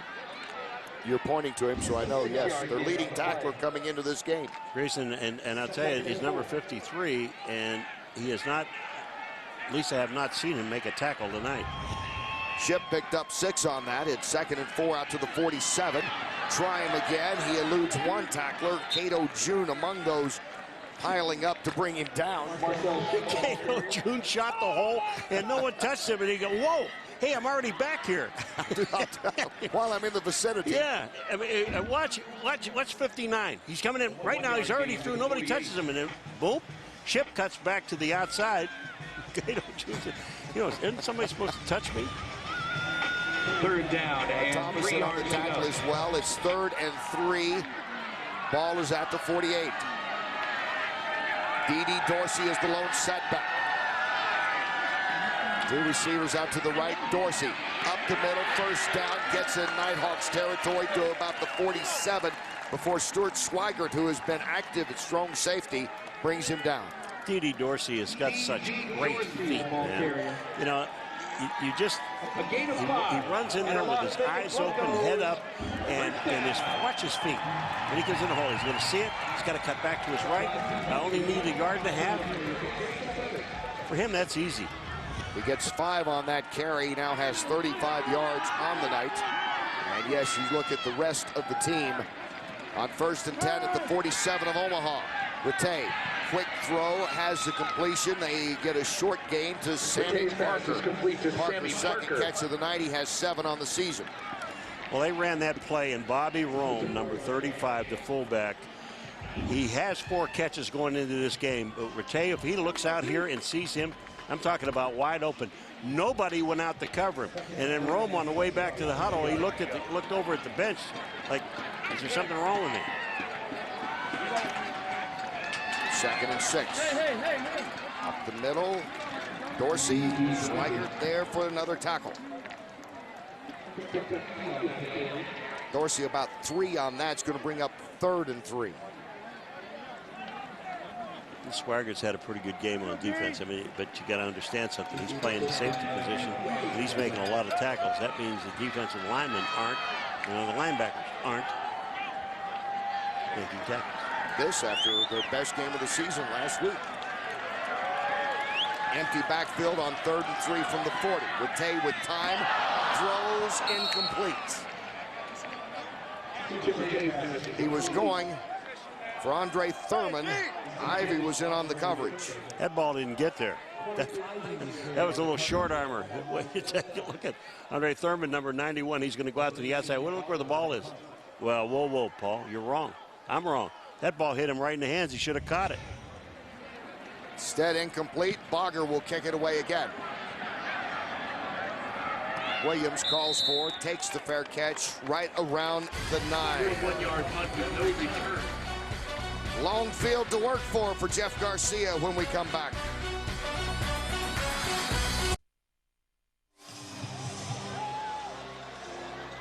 (16-10) Las Vegas leading Omaha. Bad news tonight for the home team Locos. Adam Bergen, their go-to tight end, you can see there on crutches. He is out for the rest of this game. And we'll try to get another status report on him later, and if they know anything at this time about whether or not he'll be ready in the future.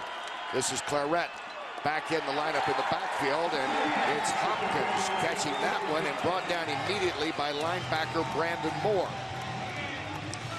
What I'm saying to you, I said this in the first half, you run on a play-action pass, and they're not respecting the run because you can't run the ball. Just go back and throw it. 26 rushing yards tonight for Omaha. They came into this game last in the league in total offense, last in rushing, but the only undefeated team at 2-0. That is a graphic right there, isn't it? Negative 8 yards now for Omaha. 2nd and 10. Quick pass, a completion, and close to a first down. Hall brings this in. Roy Hall, the former Colt for a season out of Ohio State. Well, there you see Garcia just stepped up and, boom, no play action, nothing. And now he got a chance to see the field. Once you run play action, you really, when he come back out, because he doesn't have that much time, he's got to pick out one guy to throw the ball to. And again, it's a workable 3rd down. It's 3rd down and 2 at the 18.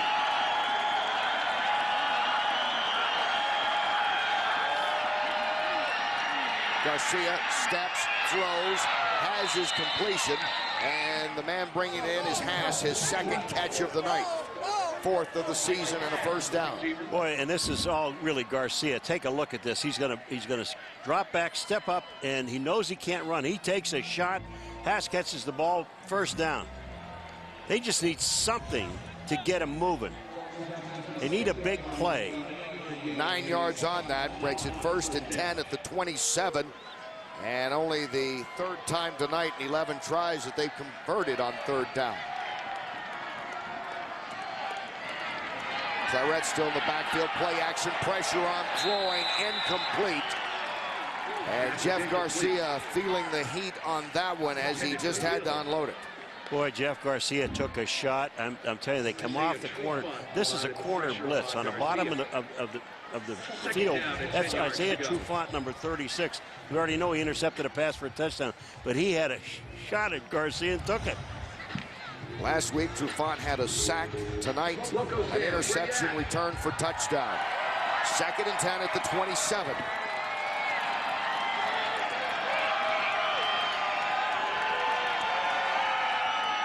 Garcia draw. Claret spins and falls forward for about 4 yards. Antoine Lake makes the tackle.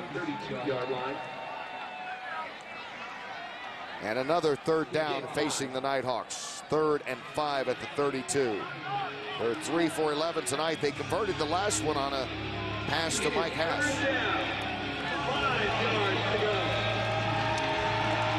Well, he has, just don't run any kind of play action stuff. Just go ahead. I just think the way they're playing defense now, knowing that they're not going to run,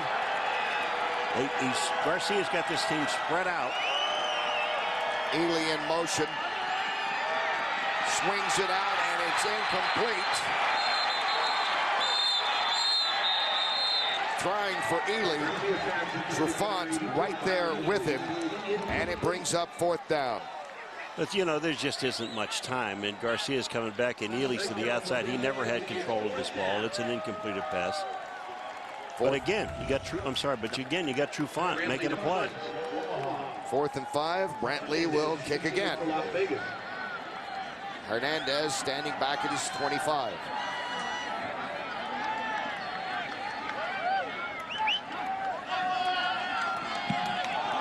Pressure on. Brantley able to get it off. Stepping back is Hernandez. Up to the 20, tripped up, falls forward, gets across the 26-yard line. A 52-yard punt for Brantley, his best of the night. Vegas on the attack when we come back. 2:58 to go, no scoring here in the 3rd. Las Vegas leading at 16-10. Let's check in with Ron Kruk. Hey, Kenny, on the sideline of the Omaha Nighthawks, I think frustration is setting in. After that last series, the entire offensive line came off the field, all of them arguing. Center P.J. Alexander, he had to play peacemaker and calm everyone down, but lack of a running game is starting to frustrate everyone. Back upstairs. All right, that's interesting, Ron. And the worst possible scenario, isn't it, when the team's already gaining negative yards? Now the fighting amongst themselves, or maybe that'll shake them up, Paul. Well, something's got to shake them up. Vegas starts 1st and 10 at the 25, pitch back to Dorsey. Cuts up, gets about 3-4 yards out of it, up close to the 29, D.D. Dorsey. And Rouse moves in to make the tackle. 38 yards on the night for Dorsey. And the more I look at D.D. Dorsey, he's 5'10". Now, it says in the program that he's 210 pounds. I don't know about that now. But I tell you one thing, he delays, he waits. The guy has just got outstanding vision. He gets 4 on that. Vegas stays on the ground. Dorsey crosses for the 1st down up past the 35-yard line.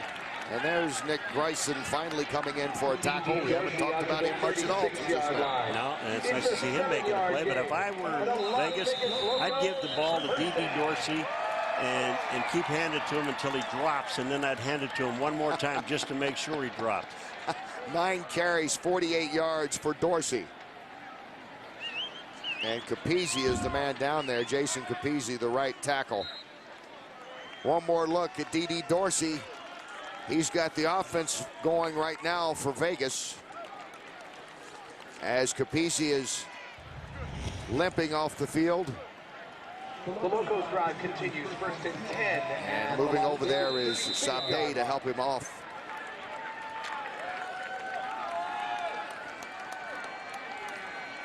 Toanaw comes in for Capizzi, a tackle. On 1st and 10 at the 36. Play action, retain, rolling, looking, throwing.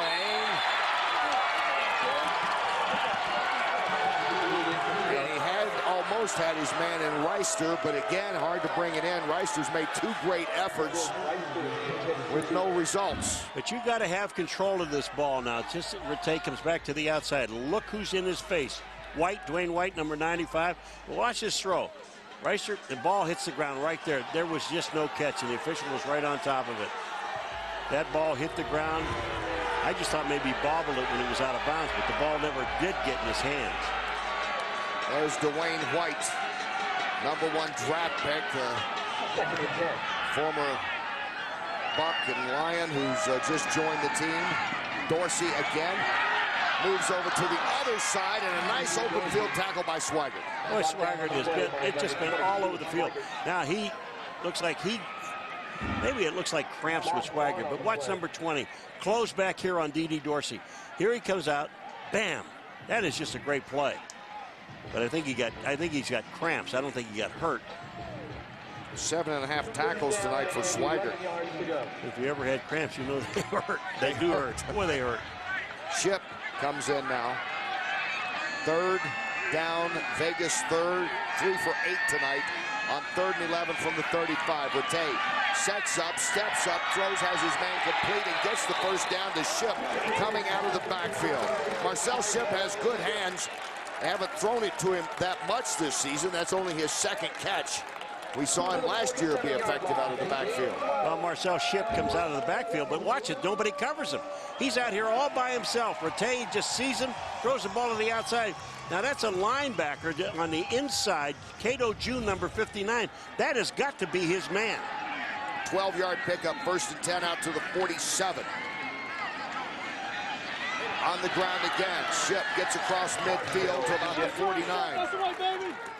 Hart to bring him down. Albert Toane, who came in for Capizzi at right tackle, working hard over there against White. Omaha territory at the 49. I mean, this defense, these guys have got, when you see guys with their hands on their hips, they're getting a little gassed. And you drive them crazy by running at them. Finally, Las Vegas has got a running game going.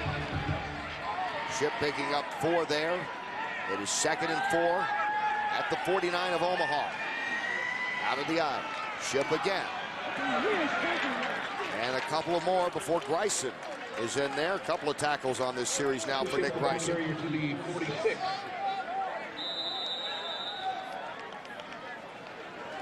And that is the end of the 3rd quarter. No scoring in the quarter. Las Vegas leading it 16-10, and they have a nice drive going. We'll be back. 16-10, Las Vegas leads Omaha. Quarter, Kenny Rice, Paul McGuire, Ron Kruk, and Paul. Good turnout here in Vegas tonight. And Omaha needs a stop here. They really need a stop to get themselves back in this ball game. It's 3rd and 3 at the 46. Vegas 4 for 9. Here they are in Omaha territory. Jeff Jagosinski pondering the next move, hoping he can get his offense back out there and see actually if he can get some offense going. Rattay drops back, throws, complete to Dorsey out of the backfield. That's become the weapon of choice now. Thomas runs him out. First it was Ship, now Dorsey to pick up a 1st down. Well, you got Patrick Thomas, who is the linebacker, covering D.D. Dorsey coming out of the backfield. They only needed 3 yards. They just ran a 4-yard pattern. Watch this on your left-hand side of your screen. D.D. Dorsey comes out. There's Patrick, number 54, trying to cover him. Now, he did have help deep with Hart, but it didn't matter. I mean, he didn't get that far. 5 catches for 85 yards for Dorsey. Remember, he had on that trick play 69 yards. It's 1st and 10 down to the 43. He remains alone, set back, and gets the carry. Cuts around the side, gets down inside the 40 to about the 38. Thomas in with Greisen for the tackle. D.D. Dorsey, this guy just doesn't get worn out. He just keeps doing it. He does everything for him. He has been the difference maker in this ball game. Paul Crane talked about a difference maker, what this guy is, and he really does that. He gives him that added dimension that obviously Omaha does not have. And not only is he an excellent runner, but he's a terrific pass receiver. 54 yards on the ground, 85 yards in catches tonight for Dorsey. 2nd and 5. Dorsey again. This time he is corralled and brought down behind the line of scrimmage. And it's Demetrian Veal coming in to make the tackle. Number 97 is Veal. Just take a look at it. He sheds the block right at the line of scrimmage and does a perfect tackle on D.D. Dorsey. That is just outstanding play by a defensive lineman. Marcel Ship is coming back in. Dorsey will get a breather. We understand from Paul Crane on the sideline. Capizzi is out. Jason Capizzi, the right tackle, out for the rest of the game. Albert Toana is his replacement in there. He's the one that's doing some battle against Dwayne White. And here it is on 3rd and 7. Throwing, completing, 1st down to Andre Thurman. And I'll tell you what, Andre Thurman couldn't have been more open on this play, and Rattay just sees him perfectly. That's the man he's going to throw the ball to. Take a look at Thurman is there. The only guy really close to him is Cato June, number 59, who is a linebacker. 15 yards, 2nd catch of the night for Andre Thurman. 1st and 10 at the 25.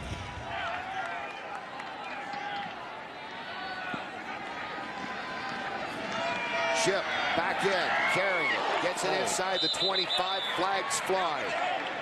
Rouse and Ivy in the vicinity of that tackle. Flags on the play.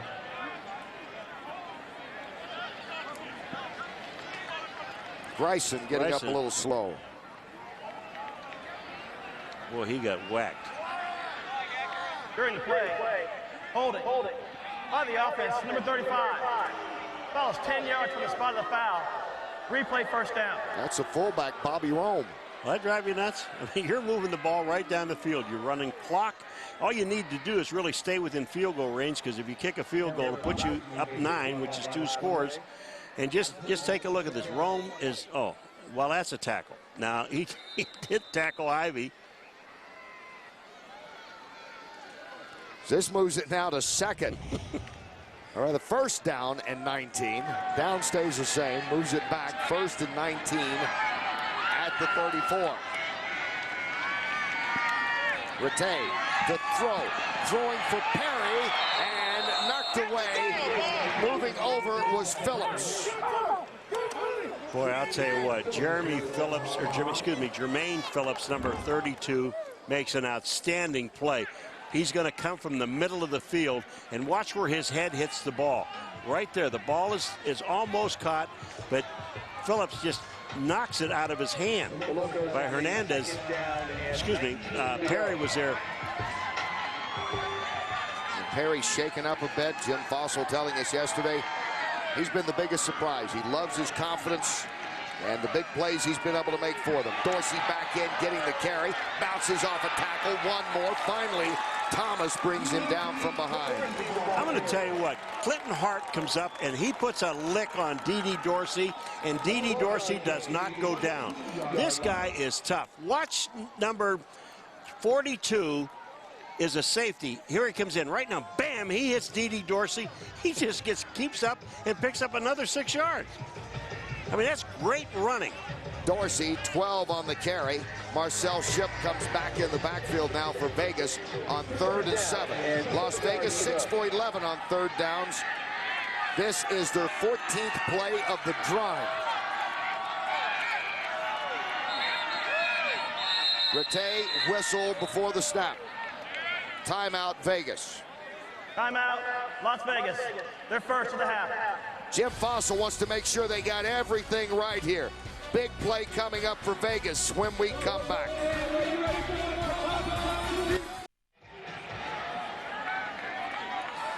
$11:23 to go in the 4th. This is the 14th play of the drive. 3rd and 7 for Las Vegas at the 22 of Omaha. Rattay back, throwing over the middle, has his first down.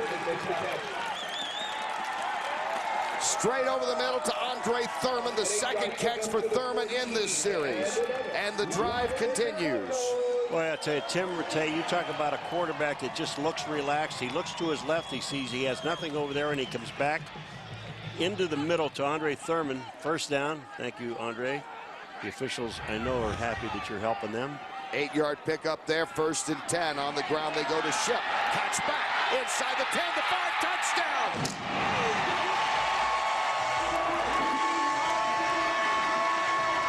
Marcel Ship with the first rushing touchdown of the season for Vegas.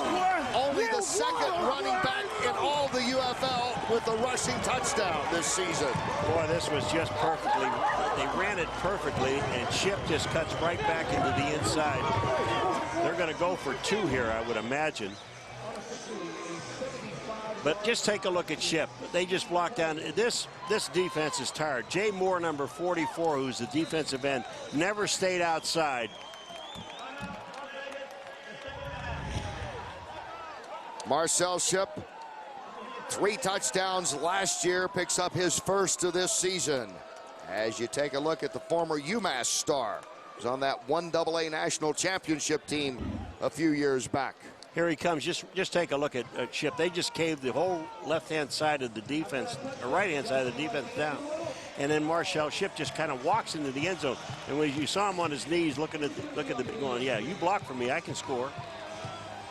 And Ship, who has been a great compliment to Dorsey. They were all last season. Ship started out this year as the main focus, has been averaging 3.5 yards good for just about any team in the league, but of course the explosive Dorsey kind of overshadows him sometimes, but you saw the great running there of Marcel Ship. You know, a guy like Dorsey coming in and doing what he did in his very first game, getting 99 yards rushing, 107 pass receiving, it just picks up this whole football team, and it makes Ship a better player. 22-10, they're going for 2. Bate throwing, and it's intercepted. Intercepted by Phillips. Phillips is going, and he's gone. At the goal line, Jermaine Phillips with the pick, taking it the other way. Intercepted by number 32, Jermaine Phillips. Jermaine Phillips intercepts the pass, but he didn't know whether he was supposed to run with it or not. He was looking. He kept running. Everybody's looking to see what he's going to do. Watch this. When he catches it, he says, well, I got, should I run? Maybe no. Maybe, yeah. He's thinking, what's the college rule? What's the UFL rule? What's the NFL rule? There's nothing. And it's all for naught. It just looked really nice. Yeah, it did look good. He gets nothing for it except some high fives and say, you know, you're worn out. I think in college that would have been 2. Here it just means he stopped the 2-pointer. That Vegas scoring drive eating up 7 minutes, 8 seconds of clock, 15 plays, 75 yards, 14-yard touchdown by Marcel Ship. The first rushing touchdown of the season for Vegas.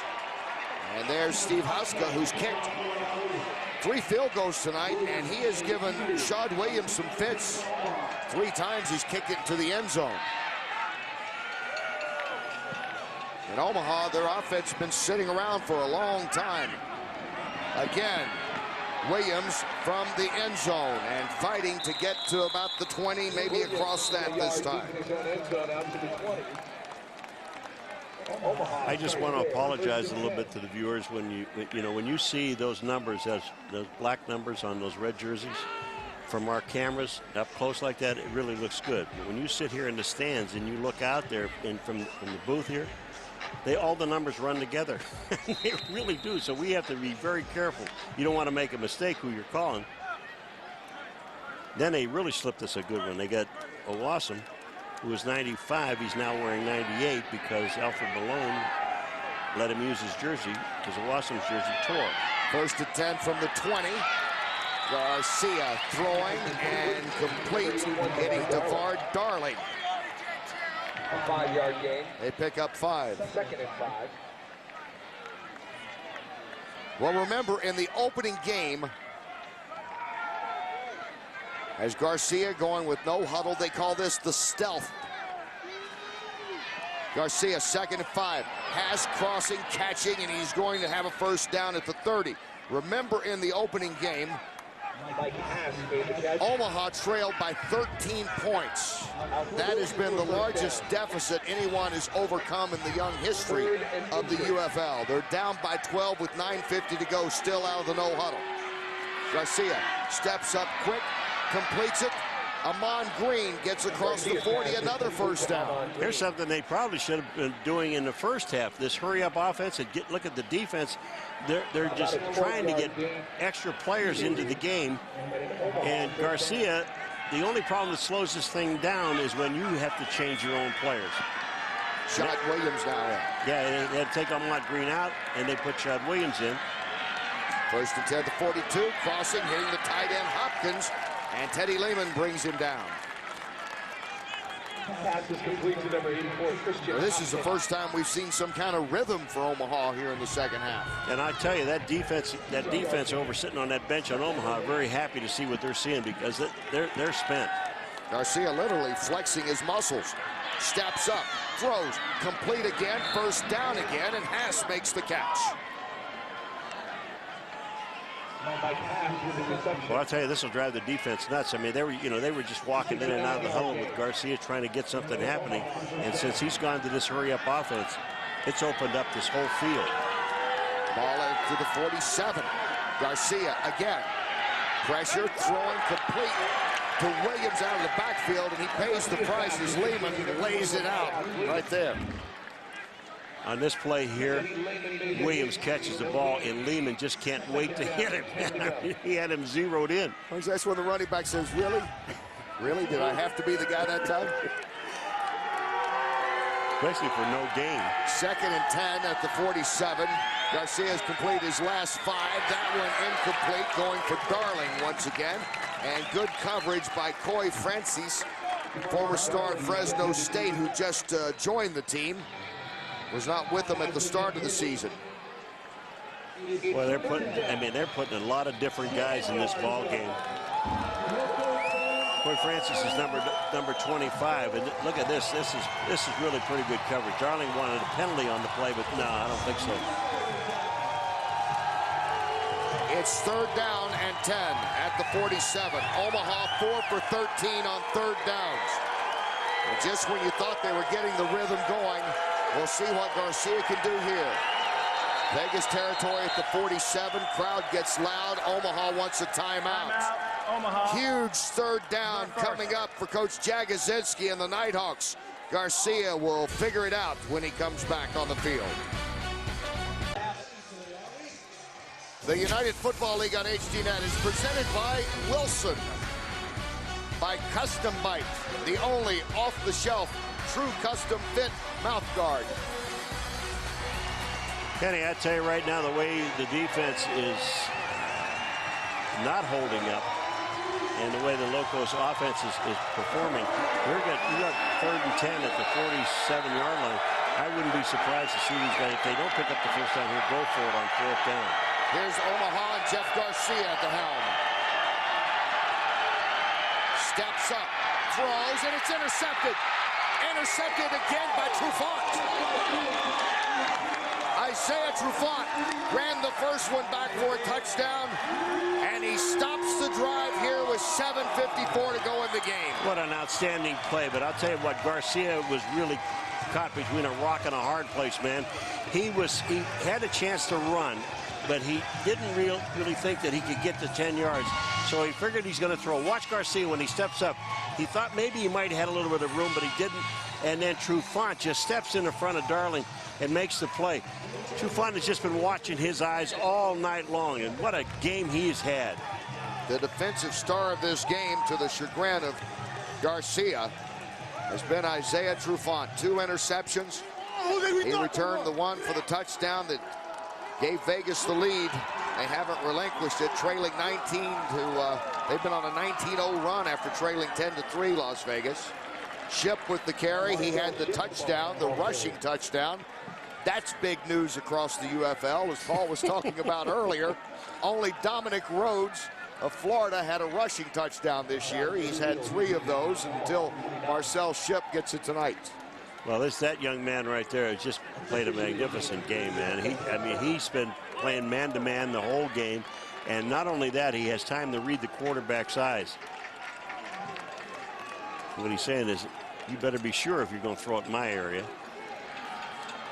He almost had a sack in this game. Yeah, had one last week. He is on a roll, as they say here in Vegas. And on the ground they will go. Marcel Ship again. Veal is in there, number 97, to make the stop. Bryant coming over as well. Marcel Ship, the ball carrier. Let's check in with Paul, who has the star of the game here. Hey. Stand by. Isaiah just got pulled into a coach's meeting. He'll be back in a moment. All right, Paul. I don't know what else they could say to him at the time, except you're doing a great job, Isaiah. Keep it up. Whatever you're doing, do it. Keep doing it. What they say to you during those coaches' meetings during the game, Paul? They never talk to me. They said, we only ask you to punt and try to do that correctly. 3rd and 4 at the 47. Rolling out, throwing, Rattay complete to Ship. That's the 2nd time he's come out of the backfield. Green comes up to make the tackle. You know, he's got a little rhythm going. Rattay does. He's hit Ship twice out of the backfield, hit Dorsey again on these little rolling out passes, and they've been effective for him. Well, I would tell you something. Rattay thinks that they had the first down with Ship, but that he wasn't down. He wants them to take a look at this. That's going to be closer, showing 4th and 1 at the 44. All right, he has to get to the 43-yard line. Just take a look at this. His knee go down there. It isn't where his knee goes down. It's where the ball is when his knee does go down. And that is the challenge coming from Jim Fossil.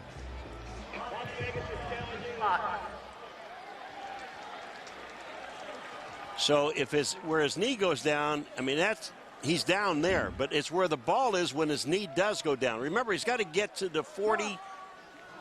That looks like... I'll tell you, that's first down. I guarantee you they moved this ball. From that angle, that's a first down. The ball is should be placed between the 42 and the 43-yard line, and that's a first down.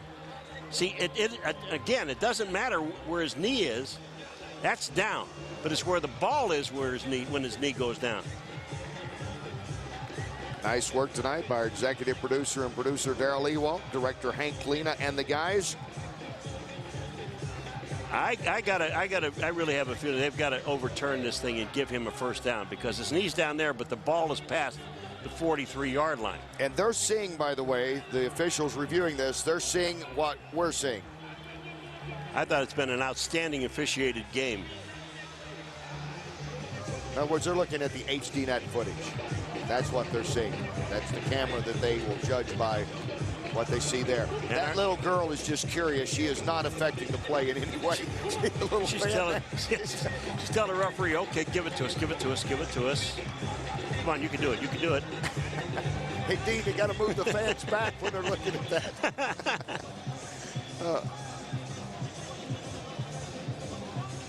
Hey, Paul, is the meeting over? Is Isaiah available? Isaiah is available as we wait for the decision on the challenge. And Isaiah Trufant, man of the hour with 2 interceptions. Can you describe the second one, what you've seen tonight? I mean, truthfully, we're just trying to go all out. We know it's a big game today. I mean, they're coming in 2-0, and this is a chance for us to get up in this league and be competitive in this league. I mean, it's a big game. We just going all out. I'm just going all out for the team. Now, I'm curious, where'd your eyes get bigger? We'll hand it back to the challenge. I'll be back in a moment. All right, as we look at the play of Trufant tonight. Wow, former star at Eastern Washington. Okay, here's the ruling. After reviewing the play, the ball carrier was down. The ball was at the 42.5-yard line. The line of game was a 43. It will be a first down, Las Vegas. My eyes still are good. Las Vegas is not charged a timeout. Good call on that. Referee Chris Sneed making the official announcement. Good challenge there by Jim Fossil. Okay, back to Paul. Isaiah, my question for you is I'm wondering where your eyes got bigger tonight, on the pick you ran back for the touchdown or the shot you were able to take on Jeff Garcia? I mean, truthfully, the pick, that's more important. That's putting points on the board and making a big defensive play, so I'll take that one. Kenny, I'm a little surprised. Back up to you. No, I don't know, Paul. You get that touchdown. Yeah, touchdown. They don't care. First and 10 at the 42. Ship is in the backfield. And he'll get the carry. Nice change of direction, spins forward and gets about a yard after running about 8 to get there. And Thomas and Lewis bring him down. You know, when you look at that run, you say, well, he gains a yard. But I'll tell you what he did outstanding. He just kept the ball in play. When he all right, he's going towards the sidelines. Now, he can make it to the sidelines, but he sees it, and once the clock he stops. Tackle me in the field. You're going to get me anyway. That's just heads-up play. Clock is at 5 minutes. Omaha trailing by 12. They overcame a 13-point deficit in their season opener against Hartford at home. They have 2 timeouts remaining. They need a stop, obviously. And they'll stay on the ground and eat up some clock. And Marcel Ship has really been a workhorse. That's Gary Stills, the former Las Vegas Locomotive, the former Pro Bowler, a special team player there with the Chiefs, who's in on the tackle. 4:41 to go in the game. Jeff Jaganowski, his team may be facing their first defeat. Locos up 22-10 with a very familiar face here, a man who knows a lot about hitting, former UFC heavyweight champion, King of Pancrase, and of course, our co-host on Inside MMA, Boss Rutan. Boss, you having fun at your first football game? Yes, I'm having a lot of fun. I'm amazed by those guys, how fast they throw, how they catch, how they run. That little 36 guy, catch, man, home run, unbelievable. Touchdown. You are always known for your striking ability, crazy knockout power. As you watch this game, what do you think about the physicality of pro football? You know, it's way worse. Like I said, these guys are running and they don't know they're going to get hit. And, you know, and I I talked to Paul McGuire before, and he says the worst things are the knees. They attack the knees, and those are the weakest things. The rest, everything is packed in. So that's the problem. You know, you're running behind the ball, and suddenly somebody jabs his helmet into your spine. Not a good thing. What's worse, getting sacked by a quarterback or taking a Boss Rutan liver kick? Liver kick all the way, all the way, all the way. Shocking. I didn't think you'd say that. Kenny, Paul, back upstairs. Hey, Ronnie, let me just say something. The first time I met that guy today, and I'm going to tell you, he is just an absolutely beautiful man. I'm going to tell you, tough as hell, but I'll tell you right now, he loves sports. He loves it. You know, he's never seen a game. Yeah. Really in person. He just very excited about it. Ladies and gentlemen. And here in Vegas, they know him because obviously the UFC, the Ultimate Fighting Championships, based here. So many great fights have come out of here. And Boss, one of the greatest fighters of all time. And it's a great pleasure for me to work with him and you. I got the best of both worlds. They're doing an MMA show tonight, and now a football game. Well, they didn't get the first down, and they're not going to kick a field goal. They got Bogger in the game to punt the ball away, which is smart. But what they did force the Nighthawks to do, Omaha, was to make them take their final timeout. So it's gone. No timeouts left for Omaha with 4:35 to go in this game. Bogger will kick it. Standing back is Shad Williams.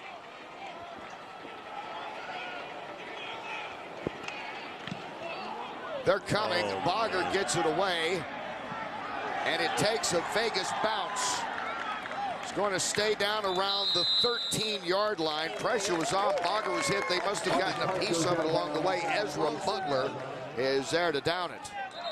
Well, look at Fossil. He's going crazy because his punter got hit. Now, two things can happen in here. One, if the guy was blocked into the punter, and if the punter is faking.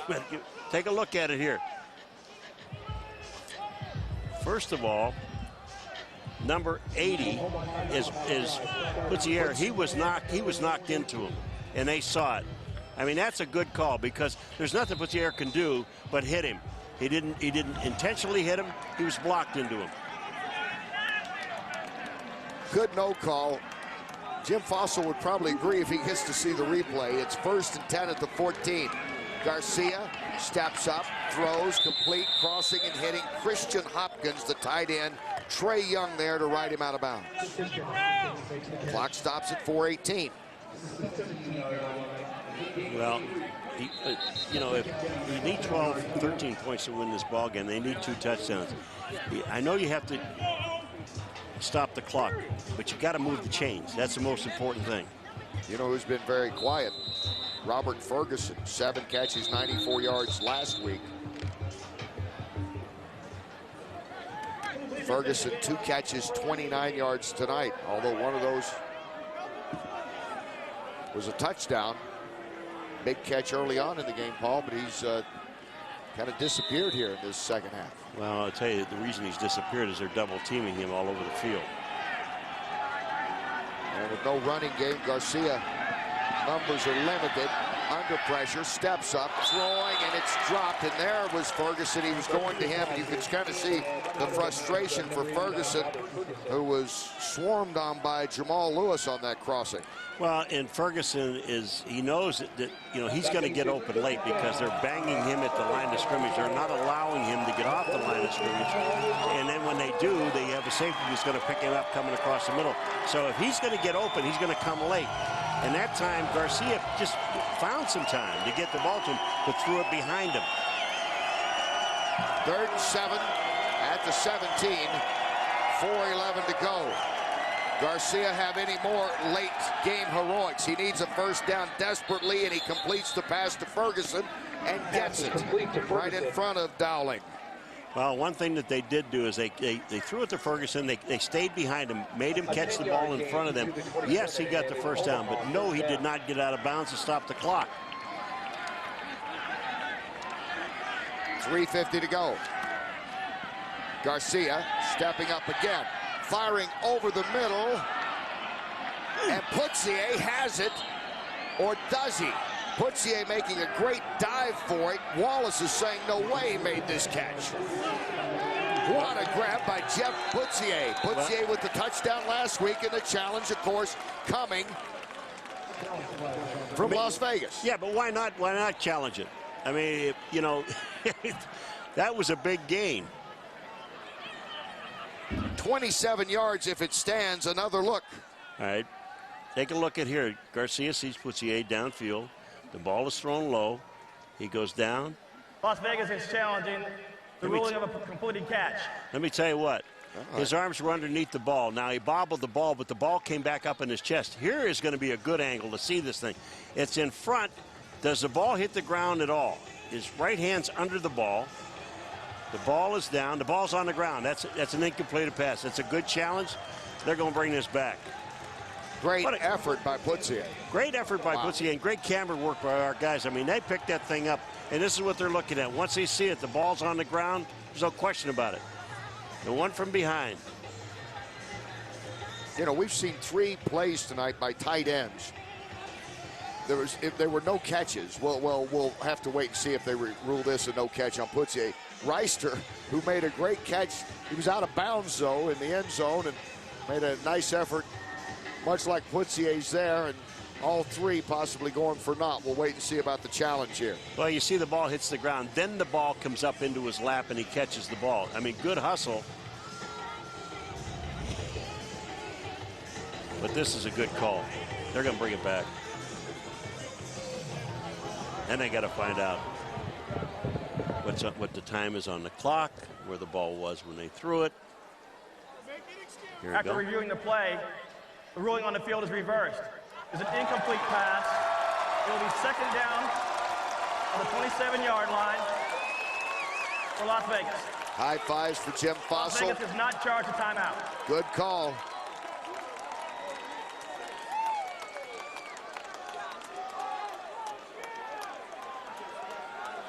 $9,767 here tonight. Some would say, really? But, hey, it's a Friday night in a city where I happen to notice never closes. A lot going on, and it's pretty impressive. Obviously, high standards set in Omaha, Hartford, and Sacramento, where we'll be next week when the Locos go to Sacramento. 3 new locations in the UFL, but a crowd approaching 10,000 here tonight. And the good thing about Las Vegas going out to Sacramento is that they found a running game in not only D.D. Dorsey, but also Ship. Marcel Ship. Ship tonight, 17 yards on catches. He made a couple of first down catches, and then he's had 39 yards on the ground. He's been a real workhorse here in the second half. And please reset the game clock to 3:44. 3:44. Finally got that rushing touchdown tonight, Marcel Ship. He'll become the offensive player of the week just by getting a touchdown. He probably will. I think Isaiah Trufant's got a good chance of being defensive player of the week. 2 interceptions, 1 return for a touchdown. And the kicker will be the special teams player of the week. Yeah, it's Steve Hauska just coming in. 3 field goals for him tonight. And Paul, once he hit about 4 deep into the end zone on the kickoffs. Yeah, I mean, that is a weapon in itself, just so they don't get any kickoff return. Improved special teams play tonight. Fossil was telling us yesterday, not real happy with the special teams up until this point. It is now. 1st and 10, Omaha. Garcia running and sliding. Short of the 40. Lewis was moving in there. No timeouts remaining for Omaha. 3.5 minutes to go in this game. Boy, you don't have many shots at the quarterback, and that time they took a shot. I mean, this is now or never. We've seen 2 great drives late for Garcia and the 2 victories. Garcia pumping, throwing down the sideline, and it's almost intercepted. He was going for Ely. Francis was there to knock it away. Boy, Francis played that play just beautifully. And Garcia, I mean, I know he's got to take a chance, but just take a look at Francis when he makes his play on the ball. He knows he's beat, but he's got his eye on the ball, almost makes the catch, and then what happens is Ely, he's the guy that now he becomes a defensive back, and he's got to break it up, which he does.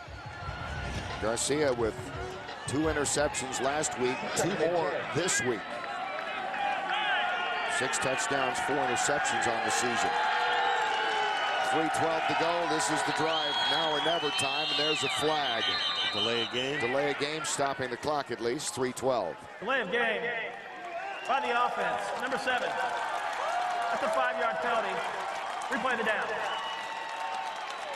Still, after all this, unless there really is the greatest comeback yet in the UFL in this drive, and see what they can do with no time and 3:12 to go, you wonder about Jeff Jagosinski, if he's had any questions answered. He still doesn't have a running game, and they still make some silly penalties tonight that's hurt him, Paul. They still have a lot of problems on third down situations. Garcia stepping up, looking for a safety, and Claret throws it to him, and he's spun around and brought down by Trey Young after a short pickup. And the clock ticks down under 3 minutes. Well, one of the things that the guys have to do when you're on offense and as a receiver, when you see the quarterback standing back there and he's in trouble, you got to take off for the end zone, and so he can throw the long ball and hope you can get a pass interference. But you got to give him something to shoot at. Garcia running with it, tripped up from behind and brought down. That was that Moore in there with Lake? Both giving chase. Well, that was a Wasson. That was a Wasson now wearing Malone's uniform because Malone's injured. So he's out. 4th down. This is it. 4th and 6. Game on the line. Incomplete. No storybook finish tonight in what has been a great start for Omaha and Jeff Garcia. Jim Fossil's team is just about to move into first place. Both teams going 2-1, but in head-to-head, of course, Vegas with the win tonight would give them the edge in first place. Of course, Hartford tomorrow, big game coming up on Versus. They're taking on Florida. Must game for Florida with 2 losses already, and Hartford has a chance to go 2-1. It's going to be really tight all the way down, just because remember, folks, that they only play 8 games. And as of next week, we'll be halfway through. Jagosinski. Well, we got 10 games to do, but halfway through for the teams. Yeah, Jagosinski, who mentioned maybe he didn't find out some things about his team. As Ship gets a carry, he's met in the backfield, but I think that Jim Fossil's found out a few things about his team. He's got 2 good runners that he knew about, obviously, but the way Ship has popped out as we come to the 2-minute warning. 2 minutes away from Vegas picking up their 2nd win of the season. Big night for Marcel Ship. Tough night for Omaha. Ladies and gentlemen, once again. The United Football League on HDNet is presented by Men's Warehouse, the official men's retail clothing store of the United Football League. Men's Warehouse, you're going to like the way you look. By AOL Fan House. For more information on the United Football League, go to fanhouse.com. By Progressive Insurance, making it easy to shop for car insurance. Well, my wife and I were staying in Buffalo longer than we thought, so maybe the stuff from Men's Warehouse is probably in Charleston. Mine might have made it to Los Angeles instead of Kentucky. I don't know. We'll have to check on that next week. Of course, we'll be in Sacramento in case they want to forward it there. 2nd and 11. It's time to just run this clock out and wrap up their 2nd win of the season for Las Vegas. And Marcel Ship, again with the touchdown tonight. Has his little feet going a little too fast. That's how we want to make a cut, and the legs didn't carry him. Omaha jumped out, 7-3 lead, and Jeff Jagosinski and company, everything was looking good. And then they built that lead up 16-10 at halftime, and it has been, after a scoreless 3rd quarter, 6 points for Vegas here on the touchdown, the failed 2-point conversion. Marcel Ship with that, and now it's time to take a knee and go to the locker room and be happy you're in first place. Well, in Omaha's side, Garcia didn't have a great night, 22 of 37, 168 yards, touchdown, 2 interceptions. But the big problem is, and they're going to have to do something to fix it, is running the football. They got a total of 54 yards rushing tonight, and that's with Garcia getting 17 of that 54. That is not going to win football games. Solid night for Rattay, 14 for 23, 114 yards on the evening. And after everything had been so magical with Jeff Garcia, not tonight. 22 for 37, 1 touchdown and 2 interceptions. But for Rattay, nice job leading this team. Didn't have to force any issues tonight. Had some running game going in the 2nd half. And, of course, with Dorsey and Ship in there, it makes them, again, one of the teams to watch this year. Yeah, it really does. And it just, we really, we harped on it a lot during the ball game, but it does make a quarterback so much better when you can run the football and be able to sit back and pick your pass plays that you want to. They were in third down and short a lot more than Omaha even in this entire year. Omaha they're just horrible in third down situations.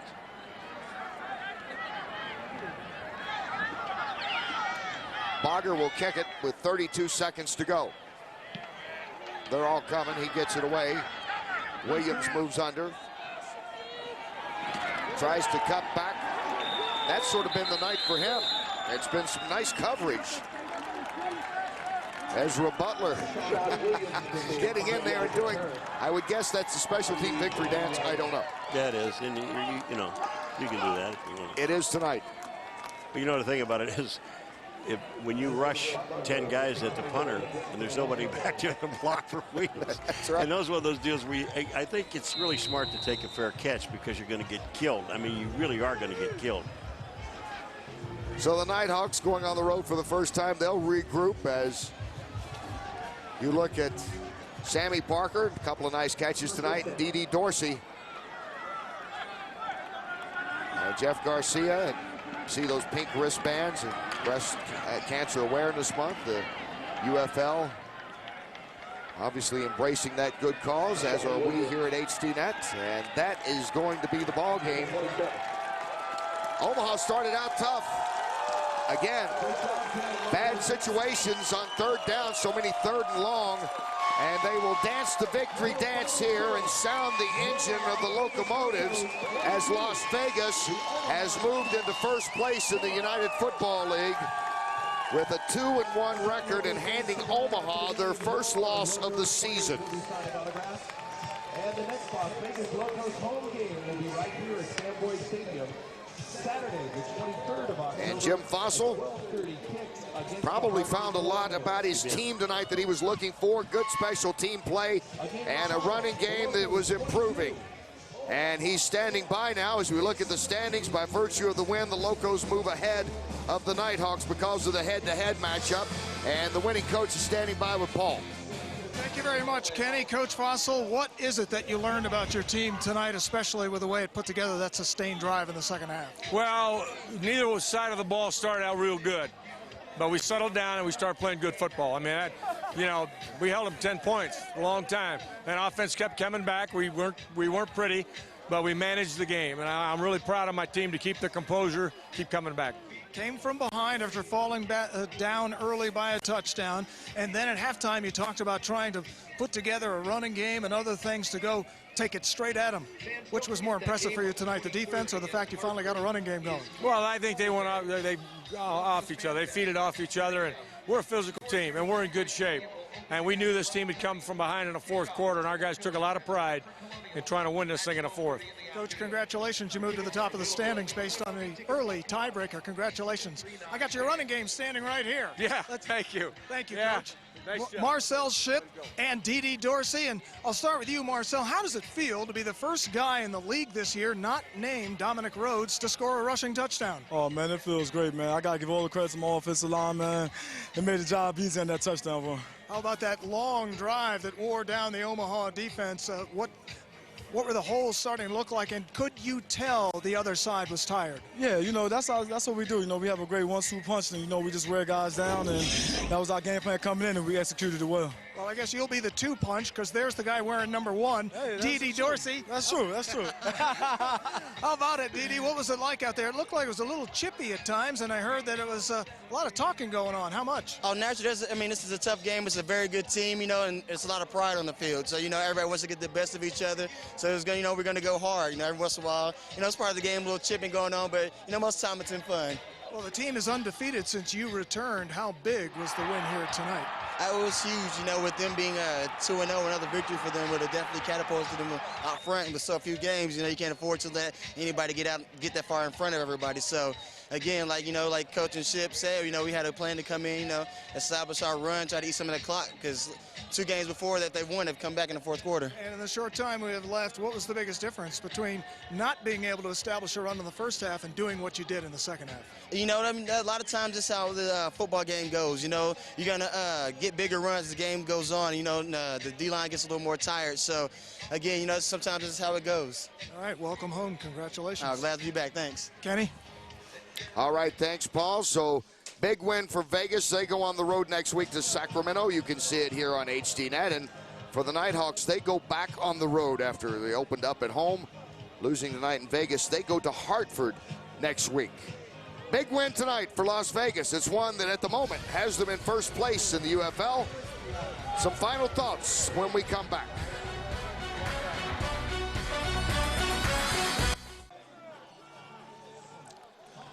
(22-10) Las Vegas, giving Omaha its first loss of the season. Vegas moving into first place in the United Football League right now after week 4. Kenny Rice, Paul McGuire, glad that you're with us tonight. It was an interesting game.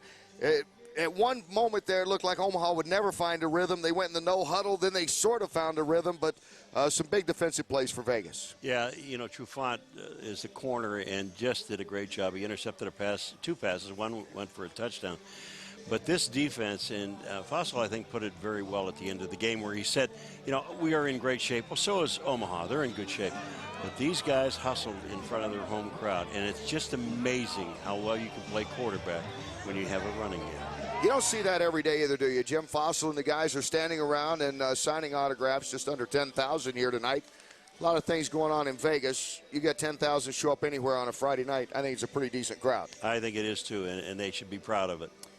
Here's what stands out tonight. Running game, they're still trying to find it in Omaha. Most teams are still trying to find it around the league. Vegas finds it some tonight with Dorsey, and Marcel Ship stands up and gets a rushing touchdown, the first of the season for the Locos. And you see the third down conversions again, 6 for 15 tonight from Omaha. Well, this tells the whole thing. Look at the balance in the offense for the Locos. I mean, you got 114 rushing, 181 passing. They just really took over this game in the second half. And I thought Tim Rattay did a tremendous job. And Isaiah Trufant, certainly a candidate to be the defensive player of the week. He had an interception that was returned for a touchdown. That was the first touchdown tonight for Vegas. And then he had another interception later on when it looked like Garcia and company might be able to get some momentum going. He thwarted that, and that was pretty much the game. And I've always said that, you know, coaches really don't win football games. They're supposed to put players in a position to win it. You could tell the way this defense played today. They were put in a position to win this football game. And Vegas comes away with an impressive victory. We will see them again next week in Sacramento. Thank you for staying up with us, especially those of you on the East Coast, where you're going to see K1 fighting action coming up in just a few minutes. We saw some action here tonight. Hard hitting, some nice plays. Thank you for being with us. The UFL on HDNet. Our executive producer and producer of the game, Darrell Ewald. Our director, Hank Lena. Pregame producer, Chris Taylor. Our engineering crew, Dan Neighbors, Jeff Carmen, Andy Miranda. Our technical director, Todd Gordon. Mike and Hytham and Ruben. And you see the rest of the guys that make it all happen. Doug Deems. Without him, you wouldn't hear us. Lead camera, Lonnie Thomas, Jared Reichel, and Chris Markwell and Jerry Cole. Hey, tune in next week. We go to Sacramento. The Mountain Lions take on the Las Vegas Locos on Friday night. It all begins at 10:30 Eastern time right here on HDNet, the pregame kickoff at 11. For Ron Kruk, Paul Crane, and Paul McGuire, I'm Kenny Rice. Good night from Las Vegas.